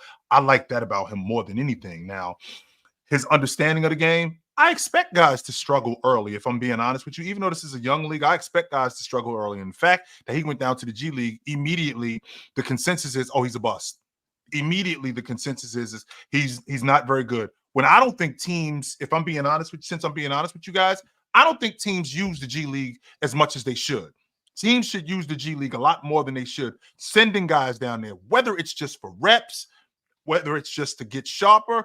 It doesn't make a difference. These guys don't use the G League nearly as much as they should. They think that it's a demotion, when in reality, they do it in baseball all the time. Guys come off the IR, the 15-day IR list, and they go down to AAA to get their swing sharp. That's not a demotion. No, that's not what it is at all. And a guy like Gradey Dick, who ended up going to the G League, and in your estimation, wasn't very good, but actually was able to get those reps. So then he knew what to work on in the summertime. So he comes back and he's way sharper than what he was last year. I like what I'm seeing from Gradey Dick. He looks like a piece in what they're doing in Toronto. I think he could be the second biggest piece. Brady? He better than Sway. No, second biggest? Like bigger than RJ? I wanted him to go to Orlando. That's what I was pushing. Yeah. Honestly, we did a redraft on our live stream, like post game. We were doing a live stream. We were like, damn, where would he go? and we went with 6 to Orlando. That Yeah. was Yeah. that was. Who's the- We was pushing. We was definitely pushing for that. Orlando. Who's the 5 players ahead of him? So we did a 4-person. It was almost like the panel, but not as fun. So we had 4 people, and we Yeah. picked Wemby, Bilal, Bilal and ahead of him? Ahead of Gradey right now?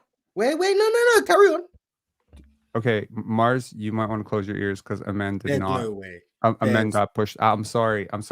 And it was partially my fault. Makes It was sense. partially my fault because I had the Pistons at 5, and I picked Scoot Henderson just for comedy.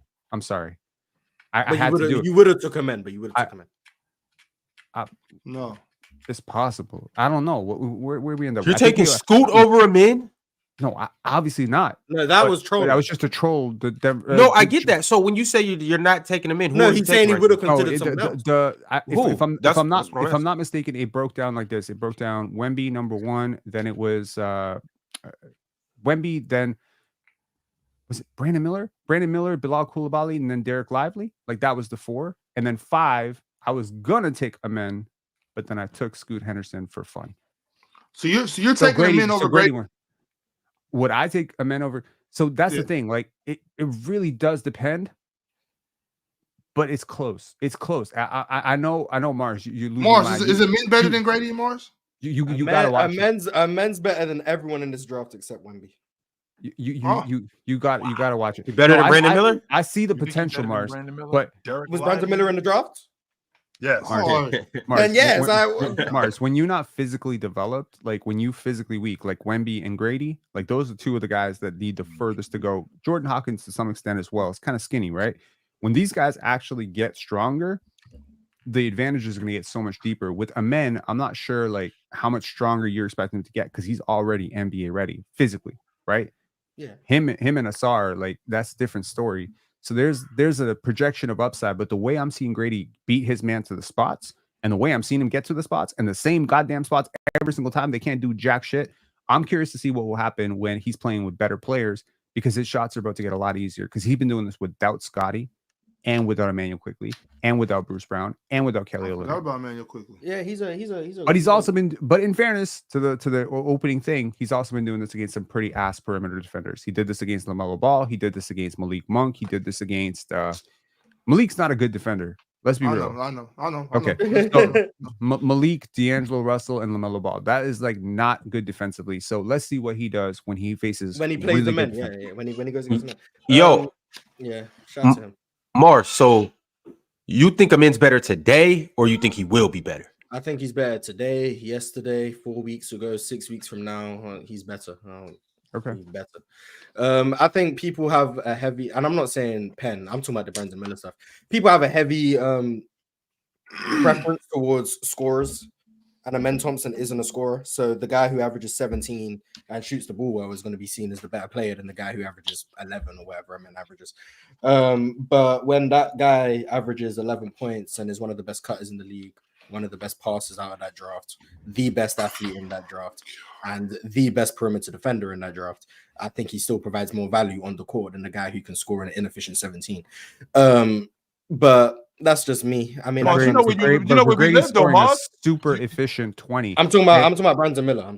So, like, because the poll right now is live, though. Brandon Miller. So You know this exactly season, where we live, though, Mars. this season, Grady's okay. I'm just gonna do a side to side. The only thing that Amen is doing better than him, field goal percentage and rebounds. That's it. Grady's got 22 points per game versus Amen's 10.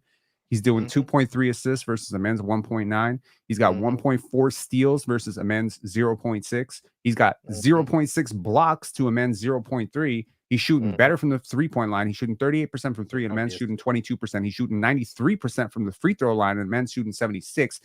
56% effective field goal percentage versus Amen's 52.9. Get him in. He's got a higher box plus minus, and he's got a higher VORP, bro. He killing. I mean, us, like the 12 times I was talking about Brandon Miller. But Right, yeah, okay. I mean, I think so cool. But yeah, I mean, Gradey Dick can average more steals and blocks. We know who the better defender is, so that's fine. For sure. But yeah, I think it's He's cool, competent. You can't that's just say cool. like, And Amen Thompson is all defensive caliber, especially as a guard / wing. But when we talk about is guys Bilal like Coulibaly in the same class of defensive player as Amen? Same class, yeah. I'd say he's the same class. I think he's worse, but I can understand the comparison. But I'd say he's worse. Is Like, I'm Asar comfortable. better? Is Asar better than all of them? I think Amen is more versatile than Bilal. I think that's why I don't think he's in the same class, I dog. think Amen's a better defender than his brother, but I think Asar's the better rim protector. Okay. But Is Wemby a better defender than all the players I just listed? absolutely. Okay. Is Yes. Derek Lively a better defender than all the players we just listed? Uh-oh. I can't scratch my eye. Damn. I mean, if We just watched it in the finals, bro. Yeah, Mars, why is your eye itching? because the Rockets didn't go to the finals. If Amen Thompson was on a team that was able to go to the finals, we'd be like, oh my god, Amen Thompson locked this guy up. No, I get you. I'm not. But if trying you want I'm to say not, based on the rim protection that Derek Lively, like you want to make the argument, I mean, and he's switchable as hell. Is Ryan Dunn a better defender? Be for Yes. real. yeah, Yes. Ryan Dunn's the best defensive So in the wing last- prospect I've seen. Perfect. Why? So in the last two drafts, which is not the whole league, just the last two drafts, we have Amen as the 5th or 6th best defender in the last two drafts, and I haven't even talked about Jonathan Mobile. I have gave not you talked about two even guys. Wemby, I said Ryan Dunn and Wemby. Derek Lively, I didn't Ryan agree Dunn. to Derek Lively. You didn't? You No. should. You should. Fine, then I gave you 3 guys. Asar. I didn't agree with Asar. Oh, okay. Well, again, you 3. should. Don't give me You 6. should. 3. You no, I should. shouldn't. No, I shouldn't. You don't think Asar is better? I think Asar is better. No, I think Asar is just worse offensively, so people will act like he's better defensively. No, Amen is better on both sides of the ball than his brother. Damn. Especially as a off-ball perimeter defender. I think Asar No, Thompson I provides more at the respect the rim. man. I'm just saying, like, you know, we can't judge prospects by what one does well versus like what the other doesn't do well. We can't be like, oh, Grady versus a man, no contest. Look at the defensive versatility I don't think without it's no ignoring contest. I just think Amen's ignoring better. the fact that they're almost polar opposites offensively. And Yes. I think here's what skews it for me. If Grady was a non-defender, non-playmaker, and just a movement shooter who could create his own buckets, I Right. think you have a clear advantage to Amen. The Mhm. fact that he is very competent defensively this year so Okay. far, now that he's bulked up a little bit, and he's extremely competent as a secondary playmaker and possibly could blossom into a primary initiator, not maybe primary initiator, but a good secondary initiator, like Devin Booker light, okay? Like that. I see that level of playmaking with him. Okay, so we're projecting now. Okay. We are definitely projecting. If I start projecting the men, we're gonna start. But are you snap. projecting a jump shot at any That's point? magic, baby. That's no. I'm not projecting the jump shot. I've already said my projection I for am. Amen Thompson. Yeah, because I don't know. You're optimistic. My projection for Amen Thompson is what Ben Simmons was supposed to be. Oh Lord. That's my projection for. This Amen is the Thompson. archetype that is haunting our Man, No, lives. listen to what he just said though. We can acknowledge you don't what Ben Simmons is now. Yeah, cool. But what Ben Simmons was supposed to be. Yes. Are you Yeah, kidding but me? how much I of think that was that's better So than Gradey Dick. we're talking about a 17-8. We're talking about a 17-7 and 8 guy on elite defense at 6'9", 6'10. but Amen's not 6'10. But but Amen is smaller. He's 6'7". So a smaller maybe Ben 6'8". Simmons is not Ben Simmons. 6'7", 6'8". Like I'm sorry, the extra With the 2 with inches. with Ben the with Simmons the has. with actually, I Amen is think not I 6'6". Is he which not? I think which No, I think he's not 6'6". I I promise. think Amen's he's going not to shoot the 6'6". ball better than Mars gives him credit for. I think he's going to develop that. I do. I mean, his mid-range jumper been going in this year. Yes, and he's looking at the basket. So if I could get a smaller version of Ben Simmons, hell yeah, I'm taking that. Hell yes. With a jump shot, a smaller version of Ben Simmons with a jump shot. Hell yes, I'm taking You're the that. one projecting the jumper. I ain't doing that. I'm just saying. I I think am, he's. Mars. I think I'm he's Ben. I think projecting- what Amen Ben Thompson Simmons- projecting- without shoes at the draft measured 6'5", He 0.75. grew. Everyone grew? around 6'6". everyone That's- around Houston has said he grew. Everyone. Okay, That's so he's 6'6". 6'7". Okay, cool. Yes. That's not That's 6'10". I know. Okay, so sure. So a smaller version of Ben Simmons. So minus the height, I get a respectable jump shot. You get a better. Hell yeah, I'm taking that. You got a better- you got a And crazy athleticism better- too. better Like, athlete. Crazy You got a athleticism. You get a better athlete. I'm not gonna say better in transition because Ben was a monster in transition. You get a better athlete. You get the better perimeter defender, in my opinion, for sure. moves better without the ball. Better cutter, more Just winning better in the half scorer. court offense in general. Yeah, Well, better- no. Well, without Who's the a ball, better without cutter? the ball, without the ball, without the ball. Who's a better cutter? Amen. To who? Ben Yeah. Simmons. Ben Simmons. Oh shit. Okay, my bad. Yeah, I had a moment. But anyway, someone said he's not even top 20 in Definitely defensive not rating. talking Yeah, about Gradey Dick. because No, the we're not Rockets talking- aren't as good defensive. No comment. But yeah, I think guys like Amen Thompson, guys like Asar, guys like Bilal get underrated. I mean, Bilal's scoring this year, so like him less so. But last year, guys like Bilal get underrated because they don't put up the volume scoring numbers, and their value gets minimized because they aren't putting up 15 a game. Like they're better than guys putting up 16 a game, like clearly. But because they aren't doing that, it doesn't get seen that way. And maybe I am overhyping Amen. I'm perfectly fine with that being the take. I mean, everyone knows. I think Amen Thompson has the highest ceiling on my team, so I'm gonna overhype him. But I do think he's really good, and I'm gonna take him if I think it's close. But as objectively as possible, he's easily top 5 in a redraft, easily. All right, y'all. Make sure you like the video. Shout out to everybody that's watching on Twitter. Shout out to everybody on YouTube, and just shout out to everybody that sent through a super chat and is a YouTube or it just is a member to Players Choice in general. Also, got to give a big shout out to our Hall of Famers. Y'all know the faces. Y'all know the name. We got Cobra Son of Raditz. He's a Hall of Famer.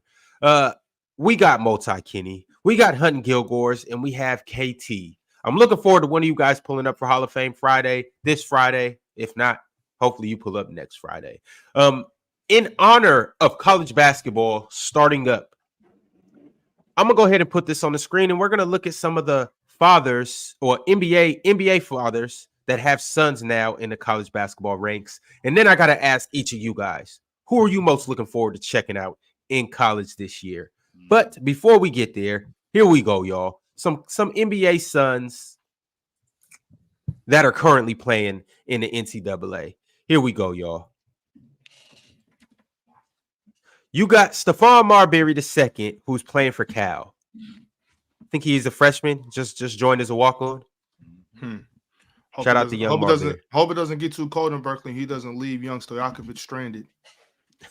You never forgiven him for that, are you, Alex? Never. Well, speaking of Stojakovic, you see Page's son. He plays for Cal as well. Yes, sir. I bet if we broke out some pictures of Pager at 18 years old, I bet that's exactly what he looked like. Man, for real. He looked just like that dude. Then you got Juwan Howard's son, Jace Howard, who's playing for Michigan. Oh, Jet has a brother? Didn't know. Yeah. Juwan Howard got like 6 kids, Moss. Yeah, it's like 5 or 6 of them dudes. I thought, Yeah. Uh-huh. Jason Richardson has a son who's playing for Michigan State. His name is Jace Richardson. Young dunk champ. Jace is pretty good too. I like Jace's game. Yeah. Yeah. At least in high school, he was all right. Ron Harper, you definitely know his son, Dylan Harper. He is a projected top 3 pick. He was the number one player in the state of New Jersey last year. Chill. The fact that he was the number 2 player in the nation. Yeah, the fact that Rutgers Was he? I was surprised. He was like, top 5 for sure. Oh yeah, I don't know. Was he ranked higher than Ace? No, Ace. So Ace was number 1. Oh, I forgot about Cooper. I'm tripping. I'm tripping. He was number 3. Ace was 2nd, and Cooper was 3rd. I know he was the number 1 player in the state because I forgot the kid's name, Pettiford. He was the number 2 player in the state. I went to high school with his father. That's why I know that. DeJuan Wagner, we know his son. Obviously, DJ Wagner. He was a highly touted recruit, played for Kentucky, and has now transferred to Arkansas with Coach Cal. He went with Coach. Okay. He left Kentucky. He went with Coach. He followed his coach. I didn't know he went with him. I didn't know we went with Coach. Yeah. Penny Hardaway's son, Ashton Hardaway, plays for St. Mary's. Oh yeah, he out here in Moraga. That's what's up. Nice. Shaq, his son Shakir, is in college. I can't see the jersey. I don't know the exact team. I think it's a team in Texas, if I'm not mistaken. But Chad will get us right. No, it's the Rattlers. It looks like it's Florida A&M. Might be. To correct the earlier point about Dylan Harper, it's Cooper Flag number 1, Ace Bailey number 2, VJ Edgecombe was number 3. It's Dylan Harper was number 4. So he's a bum. He's a bum. He's He's fine. Ryan Mutombo. Yeah, Dikembe Mutombo's son, Ryan Mutombo, plays for Georgia Tech. Nice. I thought he went to Georgetown. Oh, rest in peace. He may have. He might have transferred from Georgetown. Oh, okay. How big Mike is he? Miller. Anybody know? Has a son named Mason Miller. He likes 7'2". Is that Creighton? Yep, that's what it looks That's like. his boy? I didn't know that. Okay. Shout out Mason Miller. Larry Hughes has a son by the name of Larry Hughes III. Also at the Plays University for of St. Louis. Yeah, that's not where he much went. creativity with naming his kids, is there? Oh, It would have been dope if Lil Penny and Mike Miller's son would have went together somewhere. That would have been pretty cool. and just so you know, Ron, Nick got a son, and he's this season. I think he's going to, if he's not a junior, I think he's going into his junior year this year. Like Dominique, Yes, and his he son was is having awesome. babies in his 50s. Nick is, and his son is awesome. Just so you know, yes, he got a son that's awesome. Where does he go? Yeah. He's in Georgia. I forgot the high school that he goes to, but he is awesome. A junior in high school? Yes, this dude is All right, awesome. Nick. Yes, I see you, boy. yes. I know. And Scottie Pippen also has a son right now that's at Michigan, Justin Pippen. Oh. Meanwhile, I know an NBA player who has his son in the league with him. How about We that? different. We different. We just better. But I gotta ask you guys. Dominique got to be pushing 70, right? Here. He's 60. I think he's 61. He Oh, came, okay, I'm in, the league, he thinking came in the league in the mid 80, like 83, 82. 82. Okay. So what's that, 1960 ish? Mm-hmm. Are there any current NCAA players that you guys are looking forward to watching, aside from the cliche names? Come on, Malwak. Who? The South Sudanese guy, right? Yeah. Mm-hmm. That's at Duke. Mm-hmm. Big dude. Say his name one more time. Come on, Malwak. Come on. That's the dude that played for the South Sudanese team. That was He looked pretty good out there too. Yeah, he's gonna be cool. And then Colin Murray Boyles. That's another one. Where's he at? He's at. It's not coming to my head right now. Where is he at? South Carolina? Wait. Colin Murray Boyles. I want to see McNeely. I think he's at UConn. He played high school with Cooper. I think he's one of the better shooters in the draft. I want to see him. If we're talking just college, guys, someone in playback told me about South Boogie Carolina. Fland, so I'm gonna keep an eye on Boogie Fit. Yeah, Boogie. Yeah. He had a pretty good breakout game. I'm gonna be. He's small, but we'll see. But he looked good though. He had a very good game. He was for sure getting to it. He's just kind of small. I'm gonna be checking out Demarie Cooper. He go to Cal Poly Pomona. He a baller for sure. Chase Jenkins, Chauncey Jenkins. That's he at Seton Hall. My man put me on to him. Told me to pay attention to him. About 6'4", 6'5", 2 guard. He averaged like 18, 19 a game. I'm gonna be paying attention to him. Yo, I seen this cat from BYU. He's from Moscow. I had no clue who he was. Came across him on my timeline. It said he was a 6'9" player from Moscow. I'm like, okay, I'm thinking this dude is a power forward or or center. His stat line was 18 points and 11 assists. But I looked over the assist part and I thought it was 11 rebounds just because I was just kind of just skimming through it. I ended up checking out the highlights and they got a 6'9" point guard at BYU. That is not, I'm telling you, from what I seen, that was just one game, and it wasn't against, Gonzaga or, Kentucky or any of the Blue Bloods. Chill. 6'9", legit point guard. Legit point guard. I'm telling y'all, go check him out. His name's Igor Demin or something like that. He was nice. Igor? I'll keep my eye. Hit 4 threes. It had got nice pace coming off pick and rolls, making the perfect reads. I'm telling y'all, he is nice. No, Ryan. I wasn't interested. She said his name was Igor. Now I gotta check. There's a guard. I gotta check out. I can't say this guard's name. He goes to Illinois, I think. Hell yeah. He looks intriguing. I'm gonna look it up. I'm gonna try and find a way to pronounce it. It's very similar to what Ox talked about with I mean, I don't know a lot about LSU basketball, but they got a chick on the team named Flage. I'm like, I gotta watch them just off the strip that they got a chick on their crew named I think she had 32 in their opening game. Yeah, I'm like, I gotta start watching them because they got a chick on their team named Flage, and I'm like, that just sounds like a baller. I don't know much about it. This was like This was last year, but I'm like, I don't know much about her, but she just sound like a baller, so I'm about to start watching her. And turns out I'm putting my. I know I should probably put my money on USC to win it. I'm putting my money on Texas. I'm talking about the women's college basketball. Texas got a bomb squad. I'm putting my money on Texas. Man. They got a squad. That big girl. Madison Booker coming for everything she was supposed to get last year. Showtown. You know who Flage's dad is? I don't. Camouflage. The rapper who passed away. Yes, that's her daddy. That would explain why she's nice on the mic. Yeah, she's dope on the mic. She's great at both things. Yes, she's nice. She can round my ass off. Yeah, she's nice. I did not know that. Didn't she perform at the ESPYs? Yes, she did, and she was incredible at that. Yeah, she's really great. That WNBA championship trophy is coming. Hey, it's coming to Southern California. It's gonna be either USC or UCLA. Oh, one of the two. NC2A. Yeah, that's why I said I should probably put my money because they let Kiki and Juju get together. I still can't believe that. I'm still astonished. Man, Kiki ain't even the best Kiki in the city.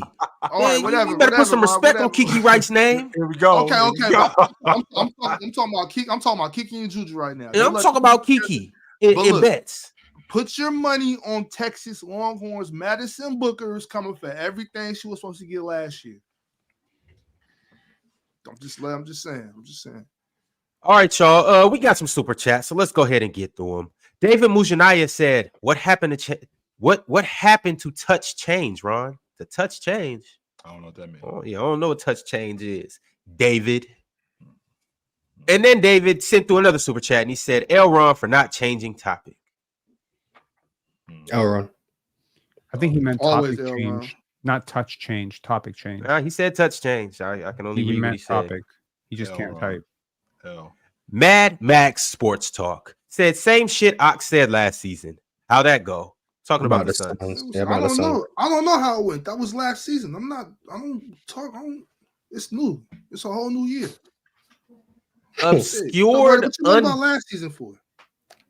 Obscured Undead sent through a super chat and he said, daily reminder that one buddy is unemployed. Hallelujah. Nothing wrong with being unemployed, man. Hallelujah. Why would you say hallelujah, Pin? Someone said it. These young brothers need gigs, Pin. They need resumes. Either way, go. Keep going, chat. Hey, chat, just keep going. One buddy is a bum. Hey, keep it going. One buddy is a bum. One buddy is a bum. I'm gonna say it for the people in the back. One buddy is a bum. One buddy. Personally, I think highly of you, brother. I think you a highly intelligent dude. Like Pin, like BUM, bum. BUM, bum. Pin, that ain't cool. Why? One buddy be holding it down. Holding down what? He got a job. Terrence Perry became a YouTube member today. Salute to Terrence. NJ Dre 1804 also became a member. Salute to NJ as well. Culture Bandit said Katie don't brush his hair or put lotion on. You think he give a fuck about what people say? That man is straight hoops. Dub commitment. For real. Man. He's not out here doing a fashion show. He's not out there doing pedicures and manicures. He just wants to hoop. That brother could brush his hair though, Pin. Yeah, that's overrated. If I could hoop like Katie, I would do the same. What's not underrated, Mars, is putting some lotion on your ankles. That's not underrated. Man, what are you looking at my ankles for anyway? You better look at this look, Mars, see, I'm dark skinned, Mars. So you know what I'm saying? It's a little different. I can't be walking around look like I got slapped by a powdered donut. You know what I'm saying? Like, why not? Why not? If your jump shot clean, because I got sisters and cousins and they don't play that.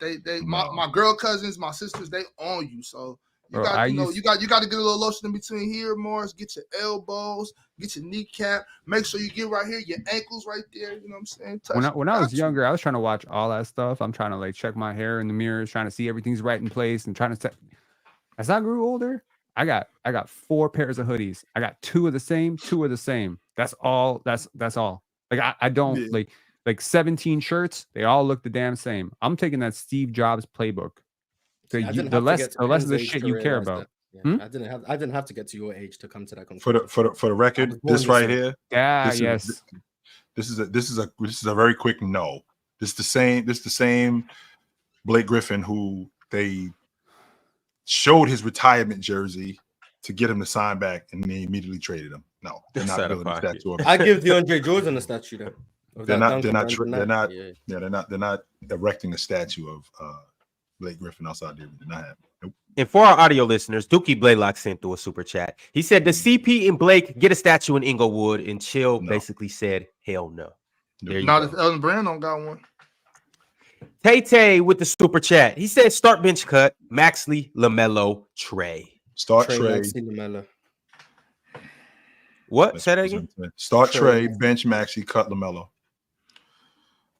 See you, Trey.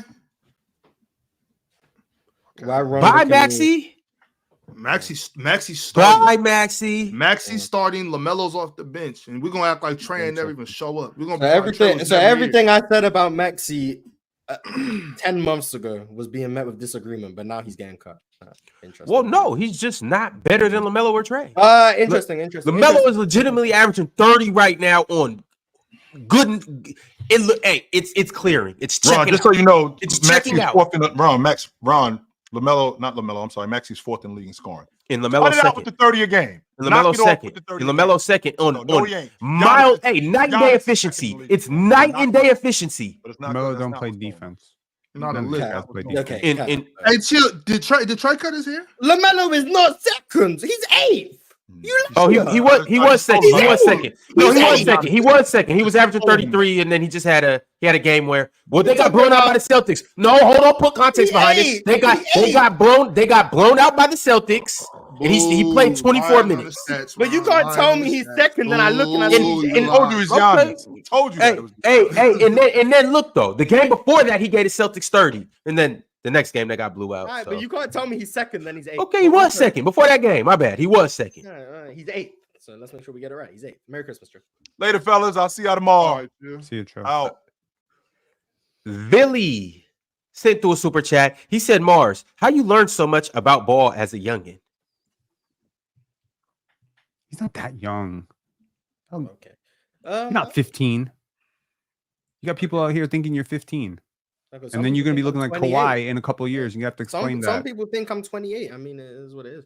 I don't know. I'm on the spectrum. Are you? I don't know.